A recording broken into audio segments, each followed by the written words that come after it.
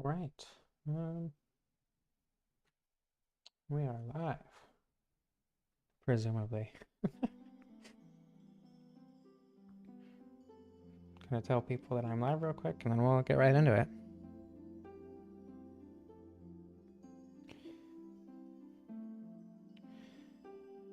I have my chat popped out in a different aspect ratio than usual, so hopefully I'll be able to see behind the emoji.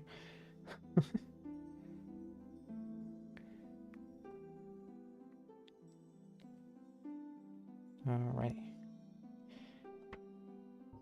So today, we're going to be using the Gargoyle Halberd because I was told that it does more damage than the Black Knight Halberd. Which would be surprising. Because I was always under the impression that the Black Knight Halberd was one of the best weapons in the game, but knowing that a weapon in its class, in its same weapon class, you know, does better than it would be surprising.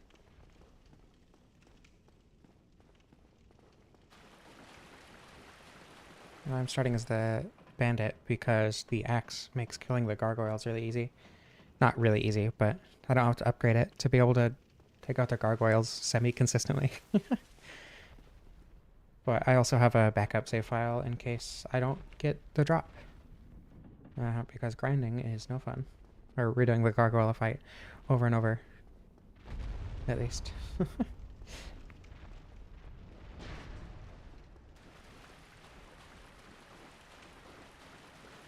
And of course, the bandit axe, or the what's it called? The hand axe? No, that's the pyromancer one. The battle axe is probably one of the best starting weapons, at least at +0. Though I never really use the mace all that much at +0. But I do think the bandit does more damage to like the asylum demon or whatever. Ooh.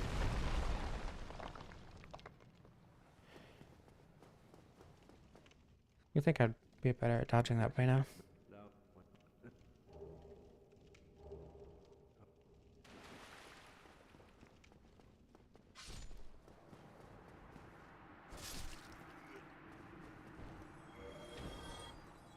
I expect the road up to getting the halberd should be pretty easy. And then from there, the real stream begins. I'm definitely going to be using buffs because that's part of what makes the Gargoyle Halberd, I mean, like, base damage, it is better than Black Knight Halberd against non-demon enemies. According to someone in my Discord, I genuinely do not remember who. But even aside from that, like, it can be buffed, which means that it also does more damage against demon enemies. I was so worried. I was too far away for that to hit.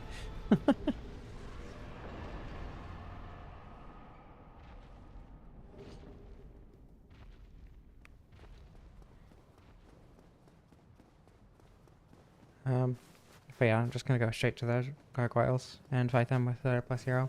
Not really going to worry about it. Because, yeah. It's the gargoyles.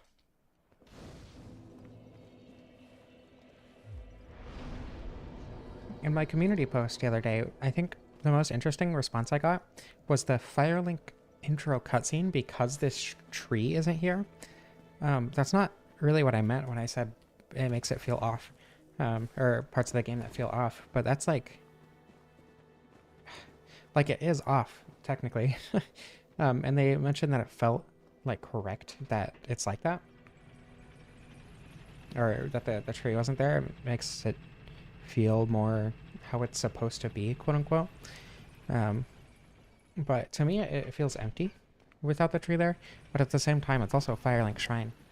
And it does kind of feel empty otherwise anyway. I don't know. I think that's a really interesting answer. I'm not... I want to make sure something real quick.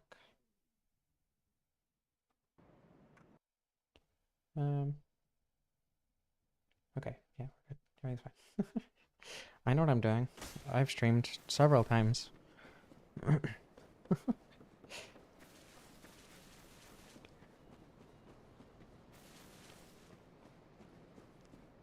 I'm also gonna pick up a couple random soul items along the way. Not because I'm necessarily gonna need them, but higher levels are better for spell swords, obviously. I mean, for any class, but I want to get like decent damage at least. I think the Gargoyle Halberd has descaling in both stats. I don't know how good it gets once you upgrade it, but I'm not going to be relying on scaling to get damage out of it, or at least not physical scaling. I'll just get Crystal Magic Weapon. I'm doing Crystal Magic Weapon instead of Sunlight Blade because buffing... What the... That's so cool. Excuse me. Pardon me. Jesus. Just because it's easier to buff it higher. Like Bellowing Dragon Crest is really easy to get. Lingering Dragon Crest is really easy to get. Intelligence is... I mean, I guess Intelligence is just as easy as Faith. But like, the supplemental sorceries are better than the supplemental miracles. Like Sunlight Blade is worse than Soul Spear. And then like getting the best talisman is more frustrating than getting the best staff. So I'm just gonna go with sorceries instead of miracles.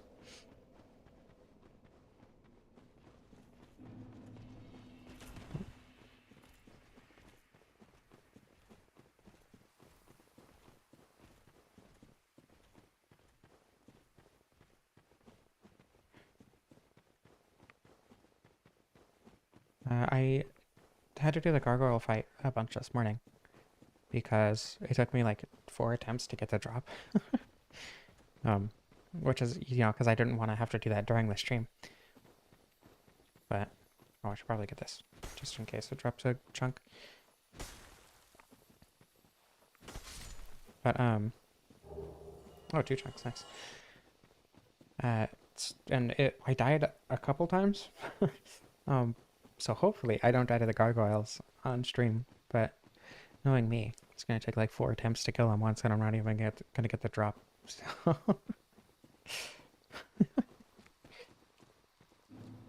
don't know, shouldn't be too bad. Hopefully, fingers crossed. Though I wouldn't be exactly upset if I got it first try. Yes, the Gargoyle Halberd. I only got 1 chunk in my other character getting the halberd just in case. So having 2 chunks extra is nice. I really wish I remembered who it was, but they said that the Gargoyle Halberd does better damage against non-demon enemies than the Black Knight Halberd, like without buffs. And because it can be buffed and the Black Knight Halberd can't be, even demon enemies take more damage because of the buffs, you know? And whether or not that's true, the Gargoyle Halberd has a good moveset. I think it's actually very similar to the Black Knight Halberd. I don't exactly remember the Black Knight Halberd moveset though.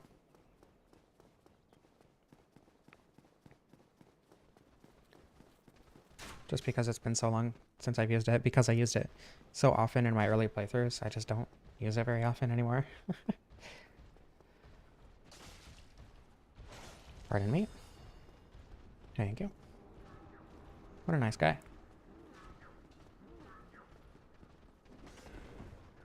Pardon me. Pardon me. Thank you.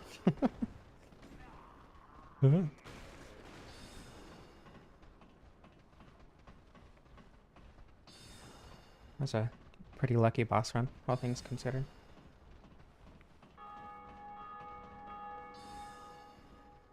Are tail cuts based on damage? I assume they are, right? But, a +0 battle axe can take off the tail in a single R2, which seems, or it doesn't seem like that much damage for a tail cut. I don't know.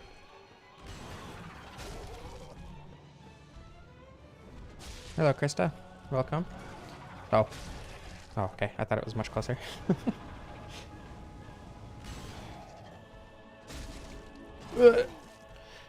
I'm so good at stamina management. This will be a first try gargoyle fight, trust me. I know what I'm doing. See? I know what I'm doing. God, please. It's just the gargoyles. Of all the bosses to do first try, this should be one of them.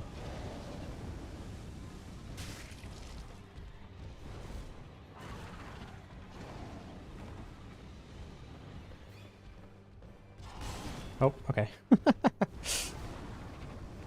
Can't even hurt them. Uh-oh. Swear to God. Like I said, I did this fight like 4 times today already. Actually, more than that because I died a couple times. I'm gonna die. Please.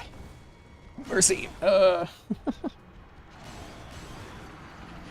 should be better at this game.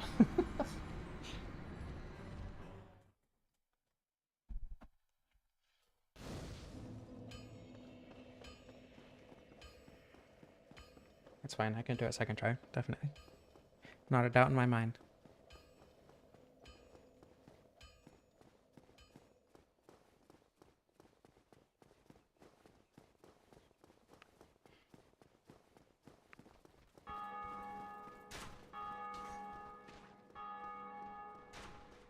I don't know why I'm so bad at dodging like gargoyles specifically.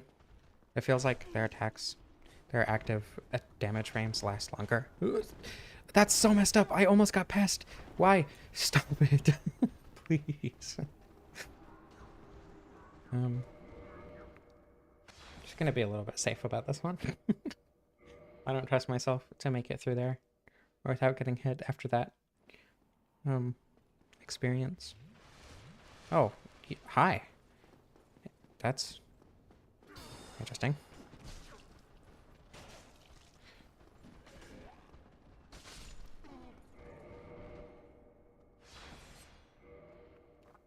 I don't think I've ever had that guy aggro on me like that and come out into that hallway. At least not from inside the hallway itself. What the? Hi. Oh my God, fine.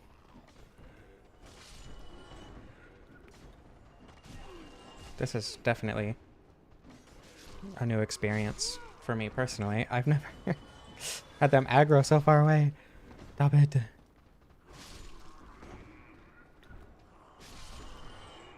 This is like my first playthrough all over again. I swear. Okay, this is fine.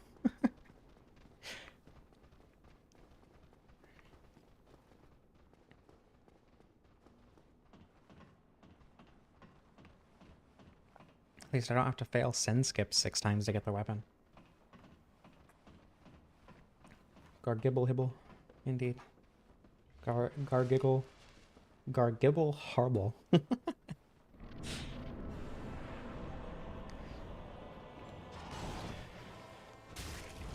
Oh, I thought I hit the tail. Okay, well. Alright, come on now. Making me look bad.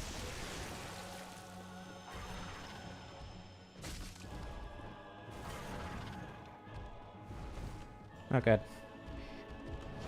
I'm doing so well.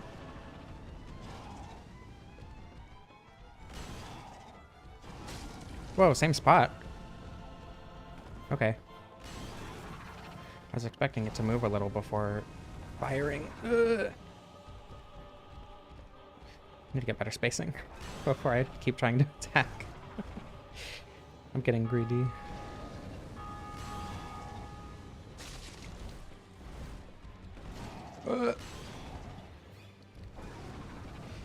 Hey, there we go. See, why don't you do more attacks like that, guys? Come on. Be nice to me.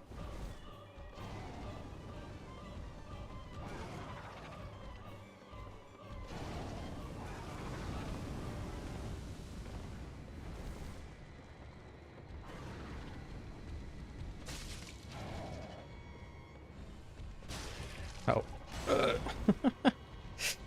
Read.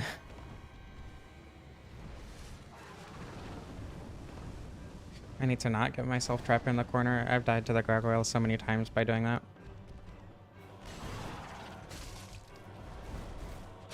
Oh. We're good. Everything's fine. Okay, one down. Please.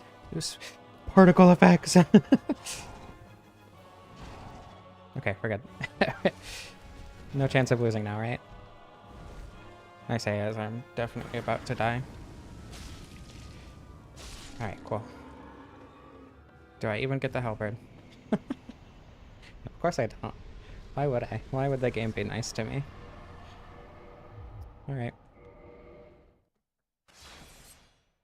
All hail the greed indeed. Oops.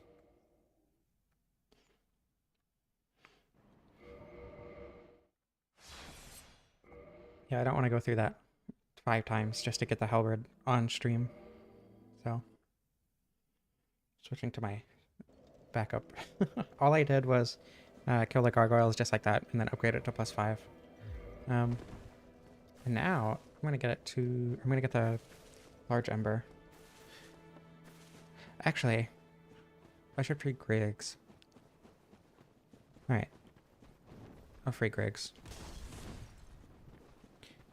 And then I'll get the large Ember.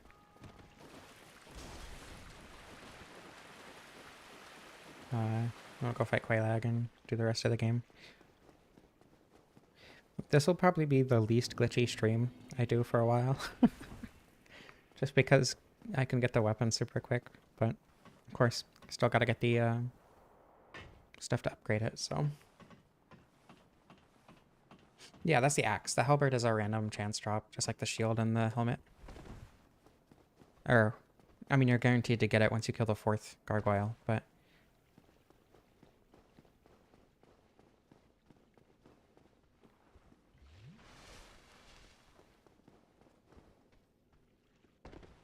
There we go.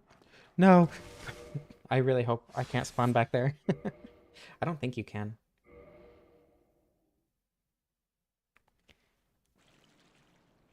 Yeah, I wish the Halberd was the tail weapon.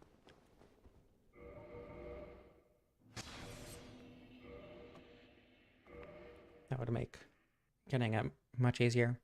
The axe isn't, like, a bad weapon, but...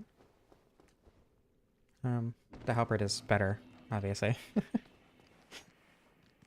Alright, where's the other dog? The Halberd is not floppy, unfortunately. That is the best part of the axe, and it does not apply to the Halberd. I want to get up on top of this ledge without going over it, so that I can turn around and plunging attack these dogs. But I don't know how well. Ugh. Damn it.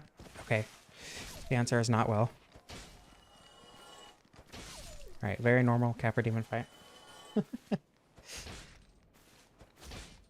You dodge better in Dark Souls 2? I mean, you can get a lot more iframes than are available in Dark Souls 1 if you, like, really highly upgrade your ADP, but I don't usually go above, like, 20. So I tend to have a pretty equal experience between the two, personally. I didn't upgrade it very much. Oh, they have iframes when they're spawning, I forgot. I didn't upgrade it very much in my first playthrough because I was using shields, so I didn't think ADP was all that important. And then after that, I just kind of stuck, so, because I'm used to that. I should do a playthrough where I just, like, level up ADP to, like, 30. Got a ton of agility. Have, like, 30 iframes. That'd be fun.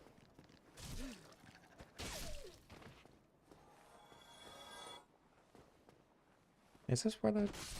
It is. Wow. Oh, hi. Stop it, jerk.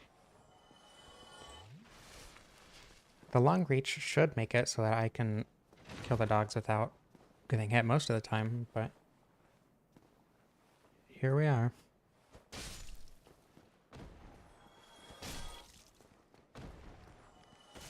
All right. Maybe not. I need the residence key. It's fine. Everything's okay. I remembered. The residence key is just up here. I don't understand why you need the residence key specifically to free Griggs, but not like for anything else the residence key requires. Because you can get the pine resin with the master key. Oh.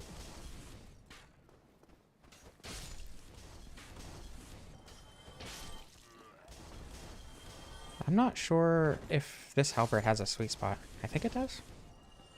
I think most do. If not all do. Yeah, okay, yeah. There's definitely... Or was that instability? I'm not actually sure. You'd think I would know these things. You would be incorrect.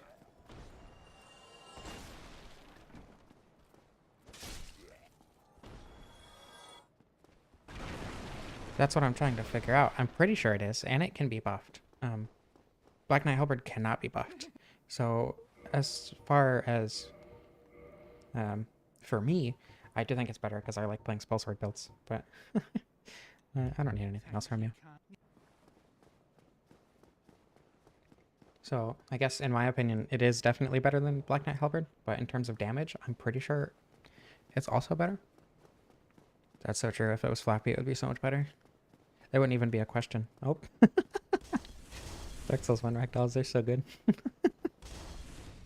The worst part is people say that the worst part about Dark Souls 2 is like the controls or ADP or like the hitboxes or whatever. It's the worst part about Dark Souls 2 is the fact that they don't have ragdoll physics for the corpses. That's literally the only problem with Dark Souls 2. If Dark Souls 2 had ragdoll physics that you could affect as the player, people would like it more. I guarantee it. Yeah, the elevator does need the cage key, and Logan's cage. I think Logan's cage can use the master key. But I mean specifically for that residence key. It's just weird that it can unlock one door that the residence key... Oh, well, I guess that's true for the cage key too. I don't know. It's weird. I need the Ember before I forget. I wish my Halberd was flaccid. My life would be so much better. Are there any other instances of the master key working for one door but not another for the same key? I guess most keys only open one door, actually. Key to the Depths, all the ones in the Duke's Archives, the new Londo Ruins. Yeah. Most keys only open one door anyway. Oh, okay. I forgot that this wall doesn't make sound when you hit it. Door. I think it was a door at some point, and that's why it doesn't make the noise correctly. No. I don't remember.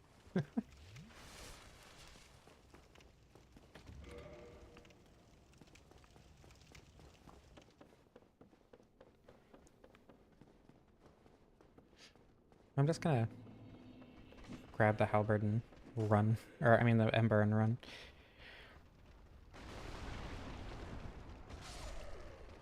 Wait, hold on. I might have to kill this guy for safety.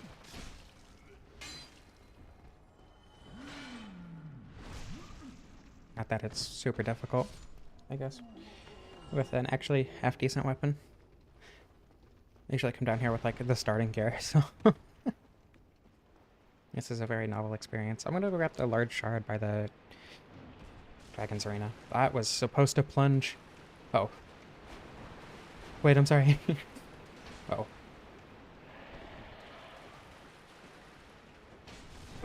That's such a weird animation. Okay, that's fine. I love not getting the critical hit animation when I drop onto an enemy. I don't know why I always grab that. I kind of just do it out of habit, which is weird because it's not like I didn't get the master key. Or I mean the master key in most of my playthroughs, especially early on. So I don't know why I just gravitated towards picking up the sewer chamber key. Because the wait, no, the large Titanite shard is by the guy, huh? The channeler. Oh.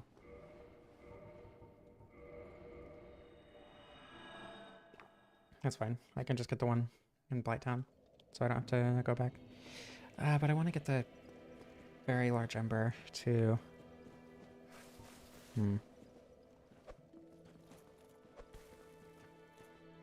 Oh, ghost house time, I guess. The sewer chamber key? Yeah, I don't think you do. To my recollection, you don't, but you might.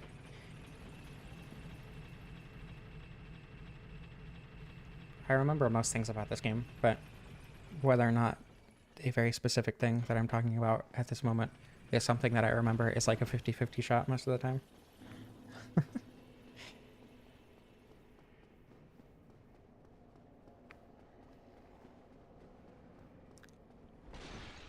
Can I? I was gonna ask if I could use the bow. I'm pretty sure I can, but I don't think I would have enough arrows to kill Ingward. I'm gonna try it just because I really, really do not want to go up the ladder, but... Ugh. Yeah, the large Ember only needs the depths key. I mean, it doesn't if you use glitches. I mean, technically, it also needs the basement key, because that's the only way down into the lower berg without glitches, but on its own, yeah, it only needs the depths key.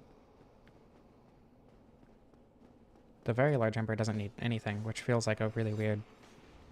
I feel like the very large Ember is the one that should need items to achieve, but... Oh well, I guess.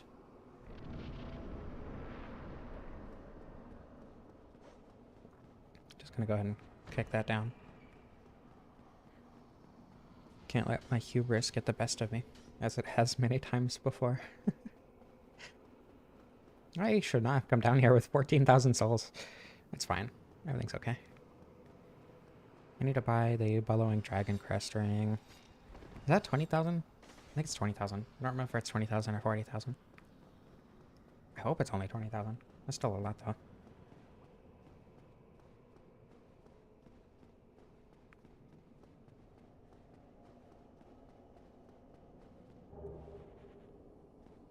I'm going through New Londo before. Oh, wait. Who is... Like, are you asking who would wait? That's a very good question. I don't know. Most people I know who play Dark Souls go through New Londo to get everything really early. Because there's no reason not to. Why would you want to spare Ingward?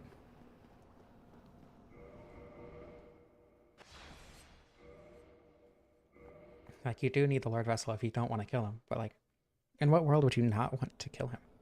Not... Or would you want to not kill him, rather?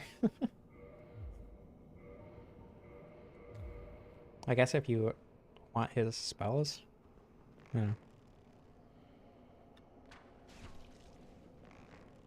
I need to not shoot him in the head so that he aggroes to me before I run out of arrows. Okay, cool. And now shoot him in the head.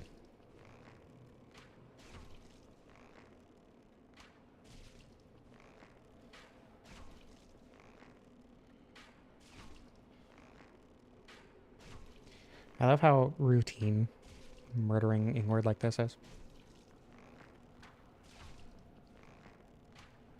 There we go. Cool. I'm glad I was able to kill him without going up the ladder.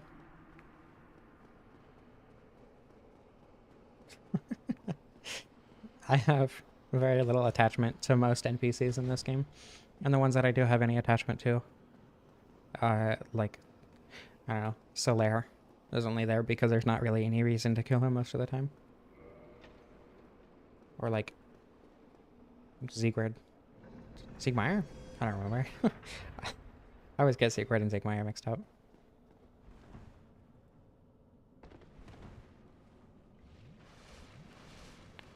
I learned like a few days ago that if you jump up there, you can go straight to like where I would normally drop down to get to the Four Kings from the first part of New Londo. Which is weird, because like, no one is going to be jumping up there.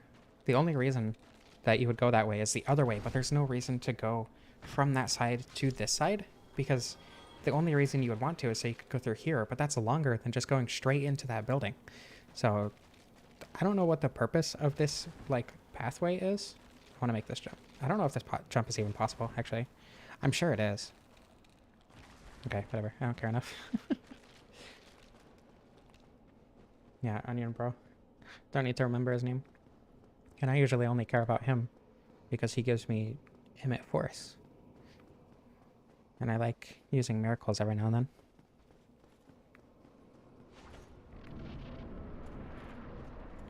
Yeah, making the jump that way isn't... That's why the pathway confuses me so much, because there's no point to it. It just kind of exists. I don't know, I like that. I do like when things in video games just kind of exist. That's kind of what my community post was getting at the other day. Areas that just exist that feel like they shouldn't be there or don't need to be there or are just kind of weird. Because I want to make a video about that. And I didn't know if my personal examples would be as comprehensive as I wanted, so. But there are a lot of areas like that in this game. The random ledge beneath the... I don't even know how to describe its position. It's like directly above the doorway when you come out into the top part of Sen's Fortress. Ash Lake has stuff in it, though. I don't know. Ash Lake is like an area that they created specifically so that they could put stuff there. Or maybe not specifically so they could put stuff there, but like they created it and then used it and placed stuff there. But that hallway between, or that little alleyway just doesn't have anything in it. I don't know. It feels different. At least it does to me. But a lot of people did say Ash Lake, so I will be including Ash Lake in that video, even if it doesn't personally evoke that aura. But, I mean, I get it. I definitely get why people would say Ash Lake, but it doesn't do the same thing for me. I'm really bad at fighting Dark Wraiths. I don't know why. Probably because I have, like, weirdly long combos.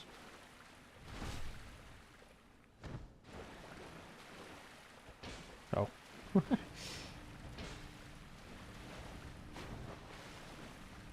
I didn't know they could hold that out without actually being in the block animation. Interesting.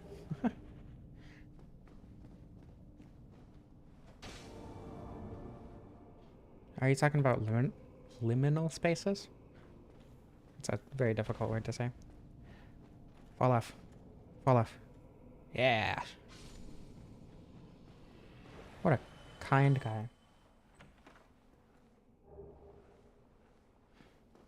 Yeah, true. Ash Lake is pretty useless. I hardly ever go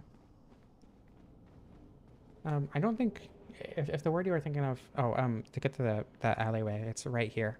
And it just leads back to the entrance to the Valley of the Drakes. But, like, there's not any reason to go this way. So, I don't know why it exists. There's a Dark Wraith down there. I forgot about that. Anyway, if liminal spaces was the word you were thinking of, I guess it's kind of like, in the popular use of the term, yeah, it's technically a liminal space. Like on those like liminal space blogs and like image boards and stuff. But those aren't, I don't know, those are weird to me. I've wanted to make a video about them for a long time. Yeah, liminal spaces are spaces in between areas, right? But in those liminal space blogs and image boards and slideshows and whatever, they're not exclusively liminal spaces. And because of how language works, the term liminal was kind of adopted for them, like oddly nostalgic places, stuff like that. I don't know. But yeah, I've been wanting to make a video about them for a long time. Especially back when they were like really popular. I don't know why. I never did. I just kind of never really got across what I was trying to say. I should not have used all my souls. That's fine.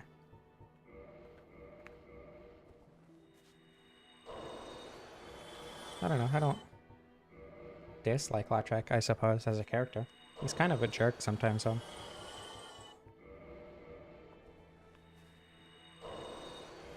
I don't even have an attunement slot. An attunement slot. I guess I don't really need magic weapon to deal with Quelaag, but I might just skip magic weapon. No, I'll get it. I'll be back for your ring eventually. Actually, since I have it, I didn't pick it up. Since I'm about to have it, might as well put on the favor and protection thing.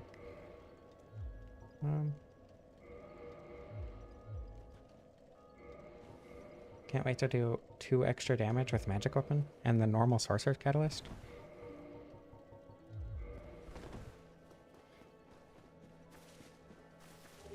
Oh wait, I can put that armor back on.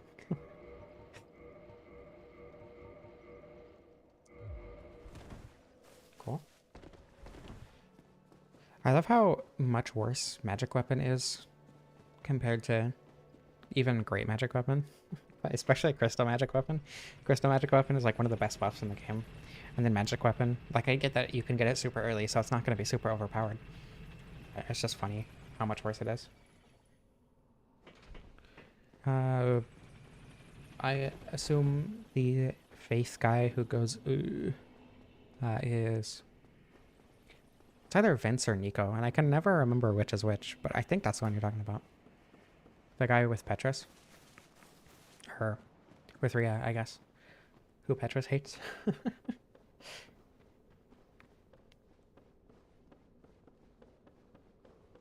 I think Vince is the one with the crescent axe. So Nico is the one that Uggs. I don't remember. It's been too long since I looked that up. Because I looked it up for a script at one point. I don't remember what script. But I wanted to make sure I said the right names for the right weapons. And that knowledge has just completely left my brain. Unfortunately. A lot of knowledge tends to do that. Yeah, the one who doesn't have the crescent axe.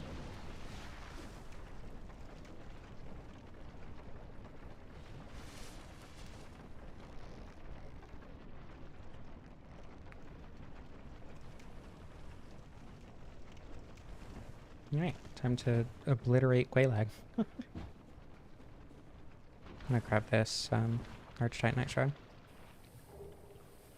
Don't really feel like killing any leeches right now though, so not gonna worry about getting too many. Just get the ones in Sands, I guess, and then use a cage key to come back down.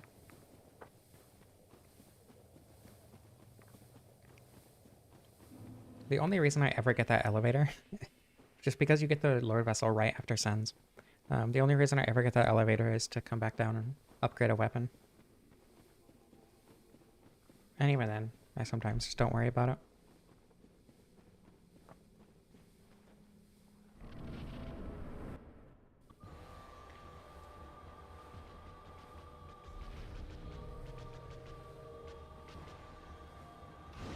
Fucking. I don't think I've ever heard that term before. Just like space that's essentially useless. I think not useless necessarily, but somewhere that doesn't have a specific use. What the hitboxes? I like the difference between like real life architectural spaces like that and how they appear in video games, just because the way that architecture is created in real life and in video games is basically the exact opposite. When you build something in real life and like place things in areas, you want everything to be out of like the walkway, everything to be, you know, easily accessible and not to necessarily take up too much space and still have, you know, enough utility. But in video games, you kind of want the exact opposite, right? You want things to be in the way of the player so that the player notices them. So like, you know, in real life, you wouldn't put a box in the middle of the room, but in a video game, that's exactly what you would do so that the player definitely sees it and doesn't just like think, oh, like a decorative box in the corner. They'll think, oh, There's a box in my way. This must be important in some way. And I think that dichotomy is really interesting to focus on. And bring attention to and think about.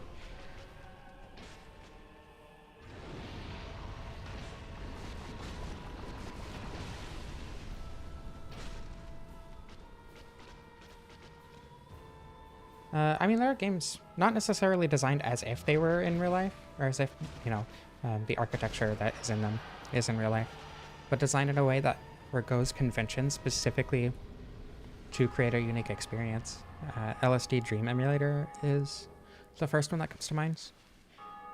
Obviously, it's a dream emulator, so it's going to be weird and off no matter what. But there are certain levels in that where things are just kind of like out of the way, and if you want to experience anything, you know, interesting, you're going to have to explore the corners and the walls rather than just the center of the room and whatever. Doors are often very oversized in video games. Good example, though I guess there is a giant spider lady in there, so maybe a bad example. Everything is oversized in video games usually. Like even quote-unquote small rooms in video games are pretty massive compared to real life. Just because, you know, the player has less control over their in-game character than they would their real body.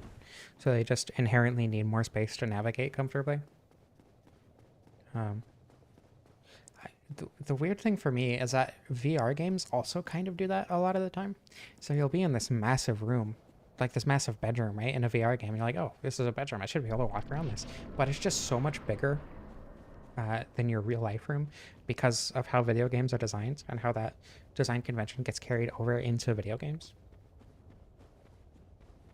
Hello, Mino. The Gargoyle Halberd is very fun so far. I used it in a playthrough last week off stream for a different video I'm doing. And I liked it a lot, so I wanted to do a full playthrough with it. And I'm liking it. It's a very fun moveset. I mean, it's a Halberd, so I would hope it has a good moveset. Though I guess the normal Halberd doesn't have a very good moveset. Anyway, it has a fun moveset, does good damage. It's a good weapon. Hello, Overlord Bunny. It is going very good so far.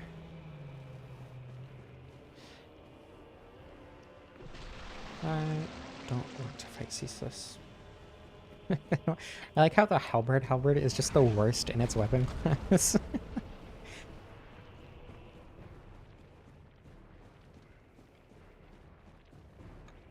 I'm trying to think of other Halberds. Because there's, I mean, obviously the Gargoyle Halberd, the Scythe, the Black Knight Halberd. Is the Crescent Axe in the Halberd class? It does have the, where you like to do a little bit of a stagger when you miss, yeah. More, and lag if you miss. I think all Halberds have that? Question mark? Don't take my word for it.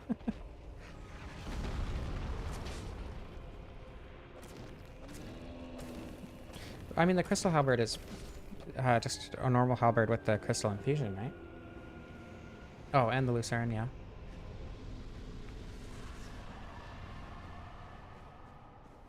I think most polearms are, right? Except for the spears?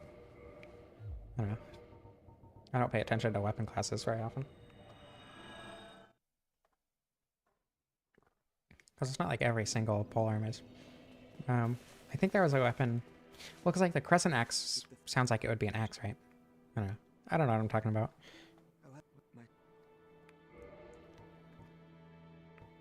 Don't listen to me. I'm just here. I play video games. All right. May we meet? Alright, time to crank my intelligence. Oh, 6 holes.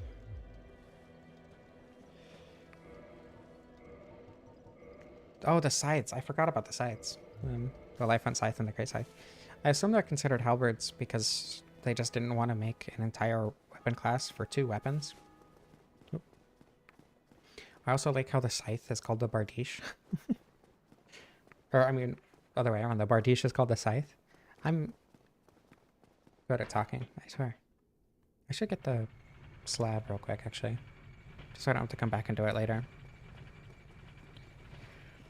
This might be a long stray fight. No, please. I couldn't quit out fast enough. My fingers failed me. I do like that halberds are the coolest weapon class. Because polearms are cool. But more variety in the other weapon classes. You know, like the Reapers would have been a cool weapon class to have in this game, I think. I feel like they could have put a sickle into this game.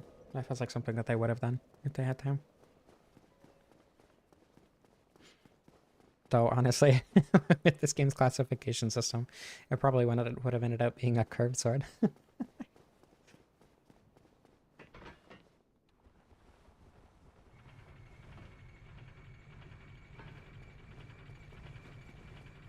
I do really like the sickles, or I mean the Reaper class in Dark Souls 2, how it's not just scythes. Because in Dark Souls 3, it's just 4 scythes. It's the Great Scythe, the Corvian Great Scythe, the Pontiff Knight Scythe, and the Friday Scythe. And that's all the Reapers in the game. But Dark Souls 2 has a bunch of sickles, which is really cool and fun. And pretty unique, all things considered.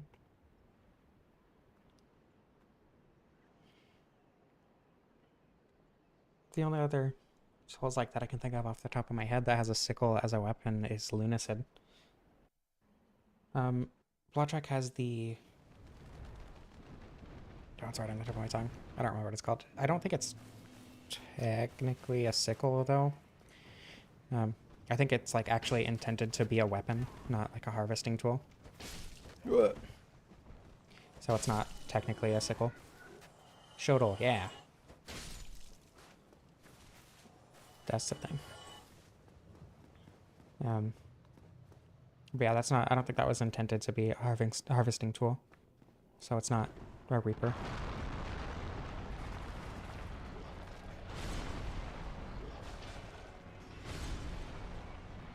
Harvesting tool, but it is based off of a scythe, which is a crop harvesting tool, and like you reap life, so close enough.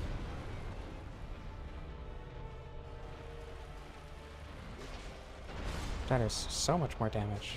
Wow, magic weapon is so cool. This is so much damage. Not as bad as using a +0 dagger, I guess. That was a fun fight. Yeah, that's what I figured. The shuttle being a real life like weapon, not a improvised weapon.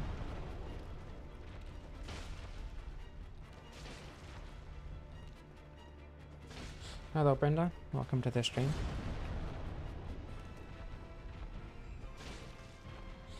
I mean, all weapons are kind of intended to reap life, but they use different verbiage, so it's different. Doesn't count.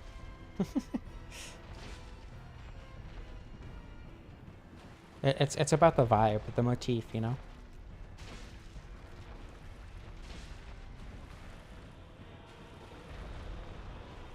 I'm not exactly sure how the sweet spot works against massive enemies like this. Or if it works with massive enemies like this. Alright, well, I hope you enjoy the 20 minutes that you end up being here. Ooh. I'm so good at this game, I swear to God. I'm using one of the longest weapons in the game, and I can't even hit the goddamn stray demon. Yeah, I have 750 hours in Dark Souls. How could you tell? I only play it, like, 20 hours a week at this point. How could you tell?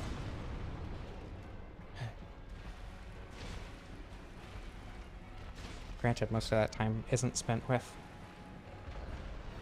the stray demon. But I'm used to like Dark Souls 2, how you can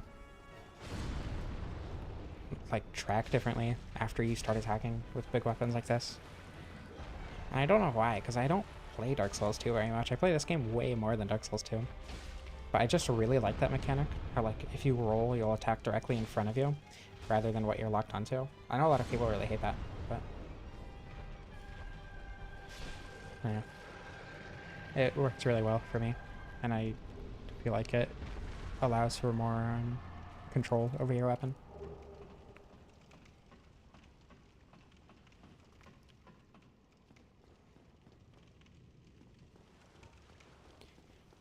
I probably won't fight Priscilla. I'm not sure why I'm grabbing the doll, to be honest.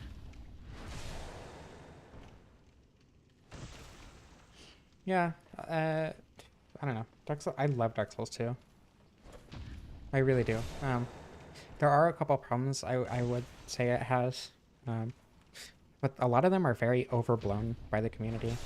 A lot of the things that people say are problems aren't, in my opinion. Enemy layout is a big one that I really like in most places. Stuff like that. Yeah, I don't play PvP at all. So almost none of that time is in PvP, but I know most people who have a ton of time in Dark Souls have so much time because of Dark Souls 1.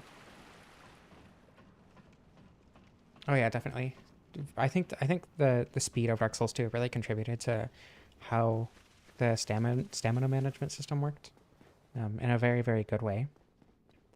I really like, first of all, how important stamina is because of how slowly it regenerates. But also like what you can do to affect that, especially with how much you can increase that speed, or how much you can take advantage of different attacks to actually use different amounts of stamina depending on your situation. I really like Dark Souls 2 a lot. Hitboxes are another very overblown problem in Dark Souls 2. In other words, the hitboxes aren't a problem, but people complain about it anyway. And also, like, even if the hitboxes weren't perfect, it's not like Dark Souls 3, which people praise the hitboxes of all the time, has that much better of hitboxes. I can think of several enemies in Dark Souls 3 who have far worse hitboxes than pretty much anything in Dark Souls 2. Hello, Aether, I assume. It's Aether, not Ether? I don't know. Yeah, I don't know. I think I'm better, quote unquote, than a lot of people just because I focus really heavily on the PvE. And specifically doing better in the PvE. Like, that's my favorite thing to do in Dark Souls, learning to get better at it. So I think that contributes to it a lot. The boss runs in Dark Souls 2 are one of my favorite things about it. The only exception I can think of is the one to the Chariot. That one's really annoying. The enemies on the way to that are really annoying. But the other ones, I don't know, the bosses are easy most of the time, so it feels like it's contributing to the boss.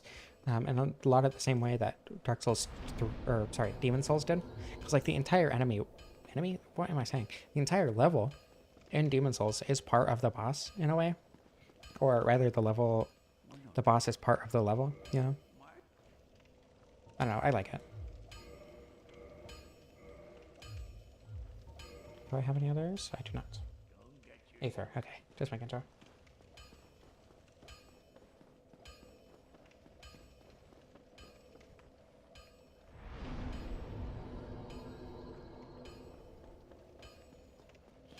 Yeah, the thing is, I really like ADP as a mechanic because it emphasizes other builds so much more. I've said this in other streams, but like, just the fact that you can focus on something other than rolling in Dark Souls 2 is super cool to me. Like, if you don't level ADP at all, you can still, you know, beat the game no problem if you just like use a decent shield.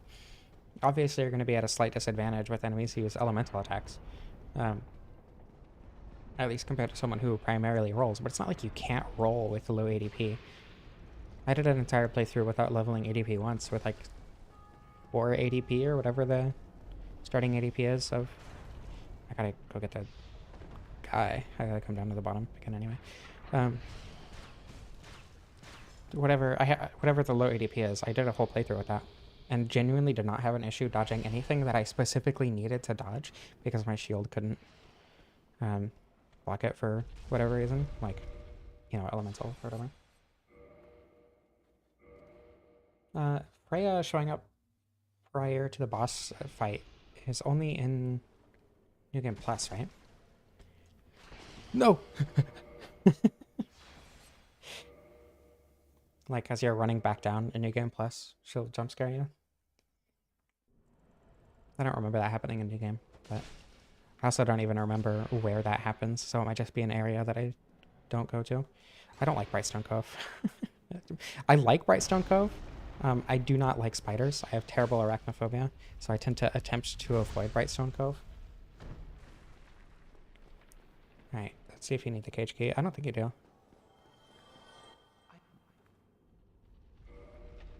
I really like a lot of what Dark Souls 2 did with New Game Plus. I think the extra stuff that they added like that really adds on to it, especially being New Game Plus. I don't think that would have hit as hard as it did if it just happened in New Game. The fact that you're not expecting it because you played through that area before, and you come back to it in New Game Plus and something new happens, that's so cool. I think that adds so much to it. And more people need to play New Game Plus. The thing is, the spiders doing spider things, like, most of the spider things that they do don't bother me. Like them crawling towards you and attacking you, even the ones like on the back of the hollows, those don't bother me at all. What does bother me is them just sitting on the wall or like hanging from their web from the ceiling. That messes with me so much. I hate that. Just because, I don't know, it feels so menacing.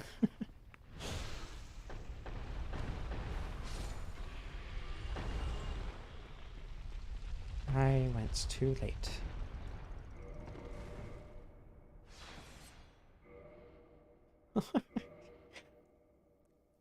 Dark Souls 2 is Australia. Dragon Lake is Australia. Same thing. If I remember correctly. Yeah, you don't even have to roll there. I learned that on accident the other day because I wasn't looking at my screen when I ran over the pressure plate. You don't even need to roll there. You just keep running and you'll get past, no problem. I think that's really funny.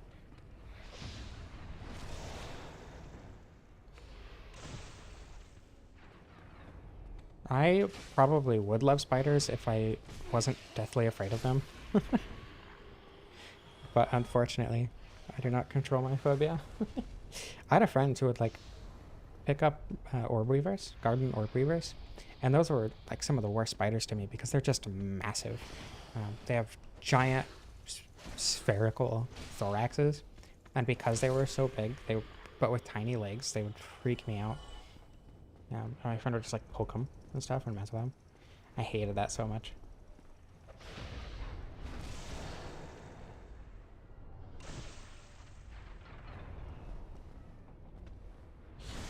Recently, I haven't been using a shield. Oh man, that's good. I like that weapon for as rarely as I get it. I haven't been using shields recently just because I like two-handing weapons a lot. But in my first several playthroughs, I used shields all the time. And they were very nice to have for this place. Ooh. That was scary. Oh, garden orb weavers aren't actually spiders? I had no idea. What makes them not spiders? Is it like the number of body segments or whatever? Because I thought spiders specifically had like a thorax and a head, and I know that daddy longlegs, not the cellar spiders, but the harvestmen or whatever, aren't actually spiders because they only have one body segment. I don't know.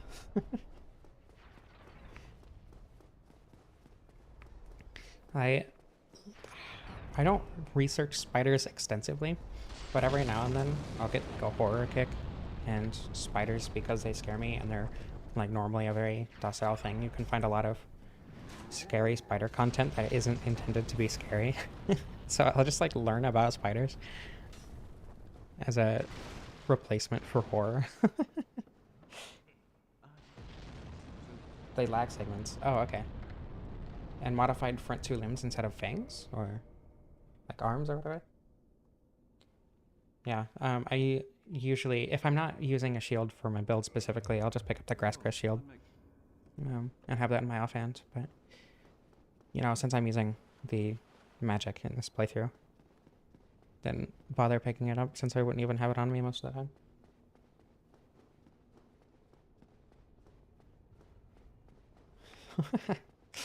If I knew anything about classification of animals, I would know what you're talking about.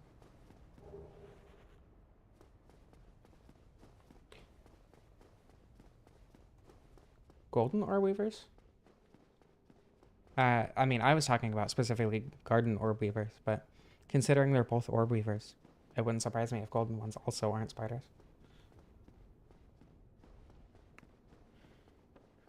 Golden orb weavers are messed up. I hate those things. I've never actually seen one in person because, you know, I live in America. So I don't see very... Actually, since I moved to Washington, I haven't seen a single spider. And I could not be happier about that. In Oregon, I saw spiders all the time. It was awful. Oh, golden orb weavers are spiders. Okay. Spiders have 10 legs. So, but aren't the front two ones considered arms for whatever reason? Watching the snake get obliterated by the axe is funny. I don't think... I think it's more the colloquial naming conventions that are the funny ones. Yeah, I'm very glad I don't live in the Midwest. I'm glad I live in a space, or in a place with very few, especially dangerous spiders.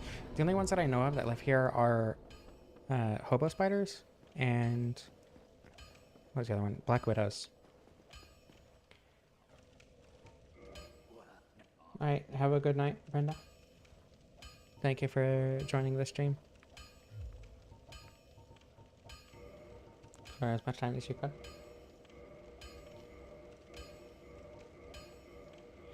I don't think any spiders are cool because I am very normal and have very normal feelings about spiders. Do I have enough, or I can get 3 more chunks before Ornstein and Smough. Will that be enough for plus 15? I don't remember.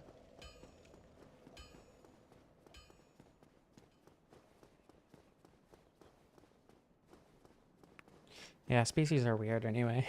Species classifications are... I mean... I don't know what words to use, but they're not very solid, all things considered.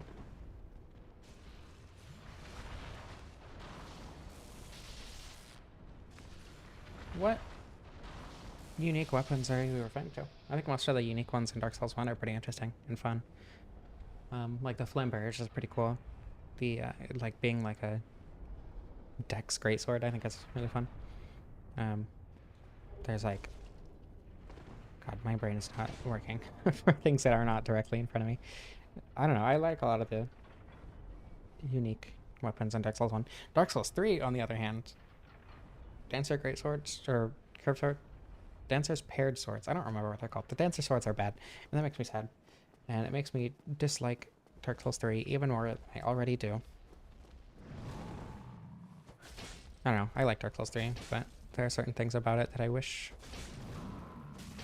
different. Ouchie. Oh, okay. I did not press a button. Okay. I mean, I don't expect most weapons to be mega damage, right? And a lot of the cool unique weapons are, or do have really high damage. A lot of tail weapons are really, really good. Like, I don't know, the Gargoyle tail axe, the weird flaccid squishy axe, is one of the few unique weapons that ends up mediocre, in my opinion. A lot of the boss weapons are really good. Like, the Life Hunt Scythe is crazy good. Chaos Blade is good. Quelaag's Fury Sword is good. Smough's Hammer is good. Ornstein's Spear isn't, but a lot of people disagree. I don't know. I think Dark Souls 1 has a lot of really good unique weapons. I need to go back down. I forgot that I died. With like 17,000 souls or whatever.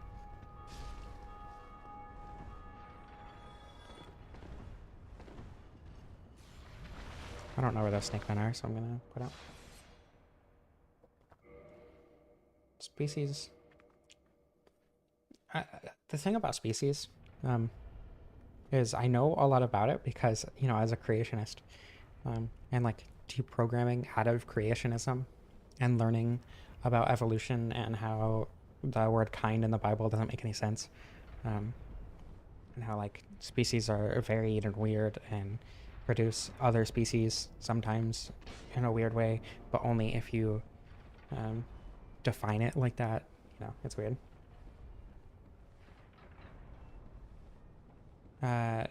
Unique weapons that are cool. I wanted to mention the Dragon King Great Axe and then forgot. The Dragon King Great Axe. It's like a massive axe that's really cool and fun, and it has like a big explosion attack. I don't know, there are some unique ones that aren't good. That I wish were good. But Dark Souls 3 is a lot more guilty of having cool weapons that suck, in my opinion.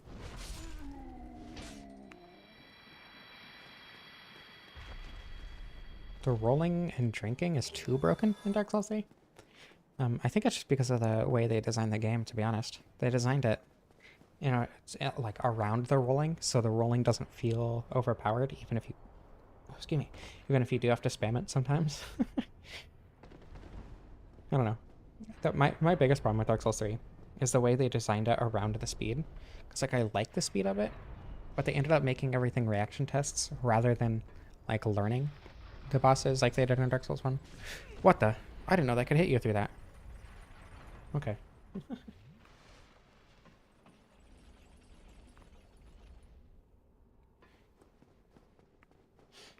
Just Ornstein Spear is pretty good in... I mean, even in Dark Souls 1, it's good for PvP, just because it's a really fast weapon. But because it does split damage and it's lightning damage,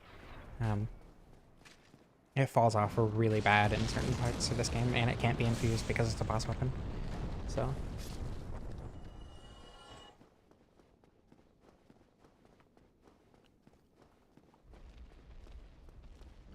yeah. You hate literally everything? It's just one stream, it's fine.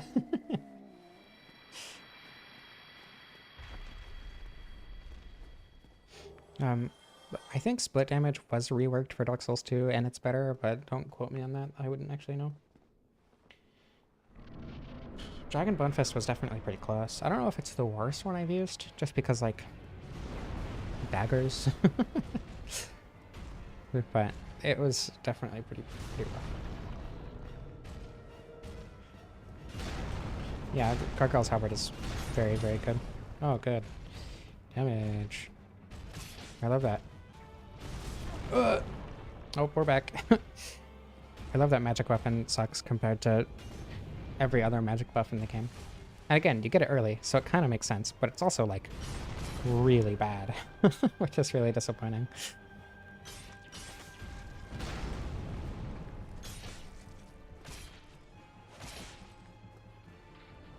But at least I'll be able to get great magic weapon soon. And then crystal magic weapon. I need to go talk to Logan. I guess I can do that before placing the Lord Vessel, actually. What? Staggered already? I thought it was 400 damage just staggered. I did 200. Oh, I must have done damage while it was standing up, actually.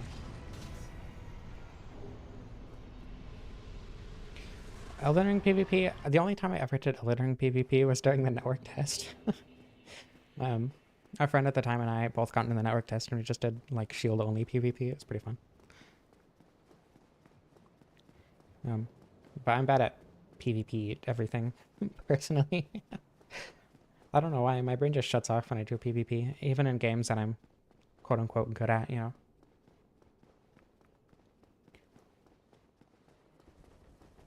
Like, when I was good at Tetris, which was a while ago, I don't know, I'm still decent at it, but I'm definitely not as good as I used to be. Even then, like, I just was not good with PvP, and I could not tell you why.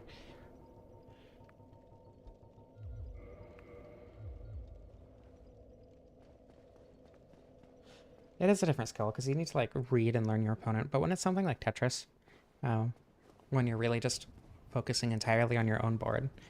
I don't know. It definitely feels like a similar skill at the very least. The name? The name of the character? How backup? Or like solar pellets. I think I named the original character Halb.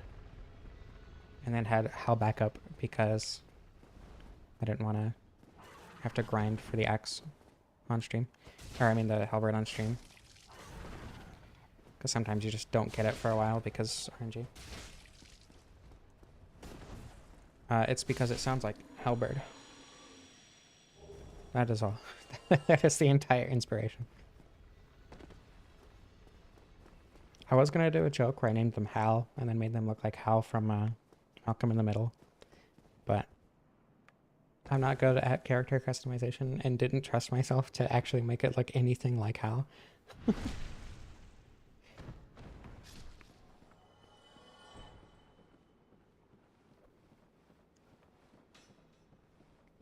I wish I liked Elden Ring. Elden Ring has so much cool stuff that I want to like.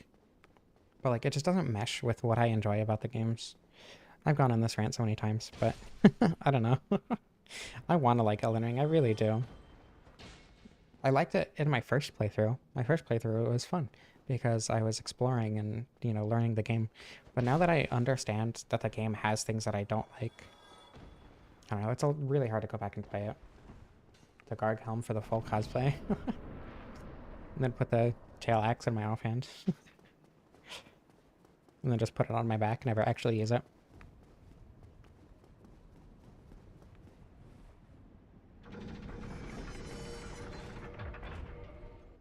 Oop.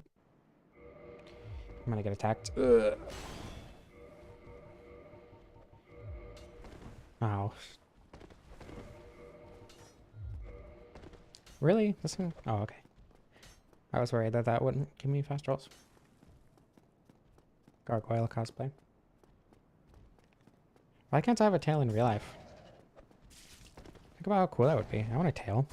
It doesn't even have to be like prehensile. I just want a tail.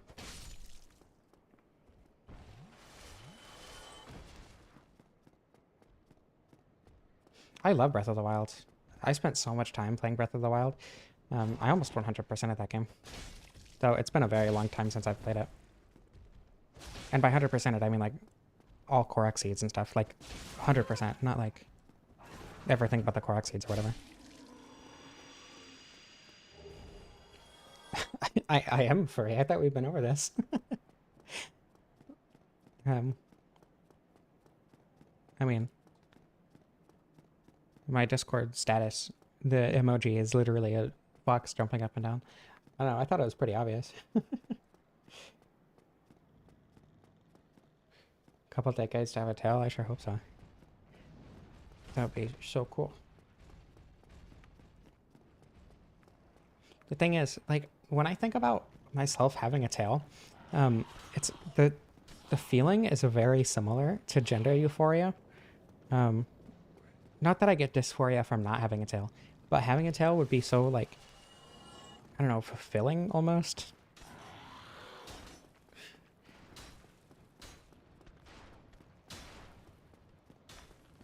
I feel like my furriness should be pretty obvious, all things considered. And it's not like I try to hide it.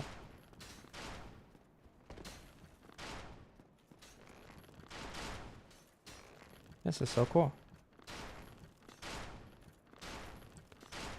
Do they just queue a bunch of arrows? Like, is their attack like a bunch of arrows, or why do they do that so much? Opportune moment to join the Discord. Huh, interesting. Would this not be an opportune moment?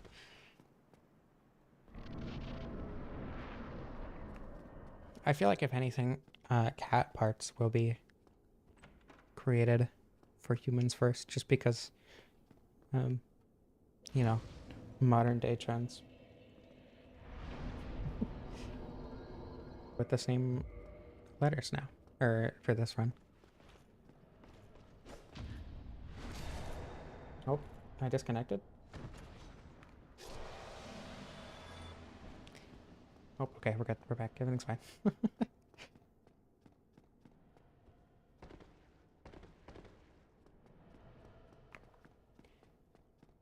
I mean, look, I understand that having a tail would come with inconveniences, but like, I really want a foxtail. I cannot. It would be worth every single possible inconvenience. Also, I don't sleep on my back. Sleeping on my back is very uncomfortable for me anyway. That's not really that much of an inconvenience. And having clothes custom fit, or custom fitting clothes myself, while tedious and frustrating, wouldn't be that bad. It would just be like a one-time thing, you know? It'd be worth it. All trans women are secretly furries. Or, you know, not exactly secretly. I needed one more chunk. Oh, I didn't kill the Black Knights. Oh well. Excuse me. Yeah, I forgot to kill the Black Knights in the Burg and Parish. Oh well. These guys are a lot easier when you have a long weapon.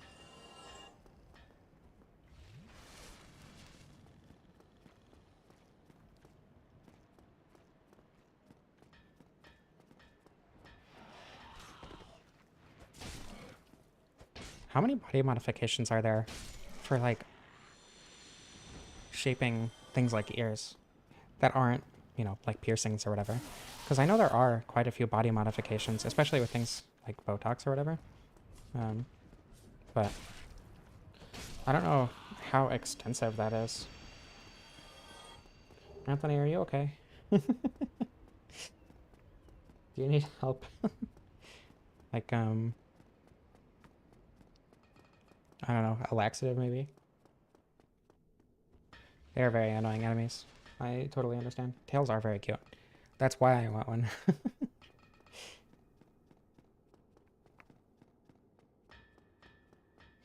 I think the main problem with being a werewolf, you know, depending on like the mythology that you're going off of, it would just be like the fact that you can't control it. First of all, you can't control the transformation. I think that's a pretty normal thing. Like, it happens every full moon, regardless of what you do about it. And that would suck. But also, under some mythologies, you can't control yourself after the transformation, or like during the transformation. So, I don't know. Anthony, do you want me to tell that story? I think it was that the Comic-Con weekend? Yeah, because Riken, yeah. So we were, whoops, greed.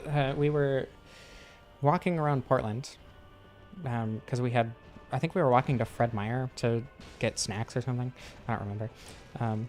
But as we were walking, Anthony stopped and was like, I gotta poop. And we were just walking next to a restaurant. I think it was like The Rock or something. It was a pizza place. And what was this? It wasn't Rose City, but it was near Rose City, I think. Somewhere in eastern Portland. But if you want to find the exact location of the crime, anyway. And Anthony went in there. We waited like 10 minutes outside. And when he came back out, he's just like, we gotta go now. And it turns out, oh god, please. It turns out that he had clogged the toilet. And as he was walking out, and they were nice because normally the place only let like customers go to the bathroom there. But they were being nice about it for whatever reason. Probably because they didn't care very much. The janitor was walking, and as he was walking out, he's just like, guys, we gotta go. And the urgency in his voice was entertaining.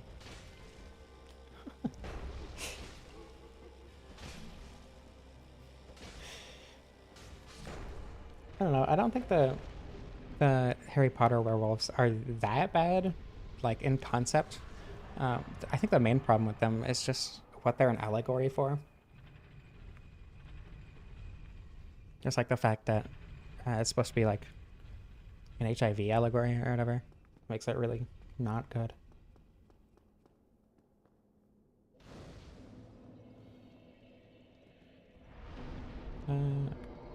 Intelligence. 50 is a soft cap for intelligence. So I'm just gonna go for 50. And then level, like, health or something.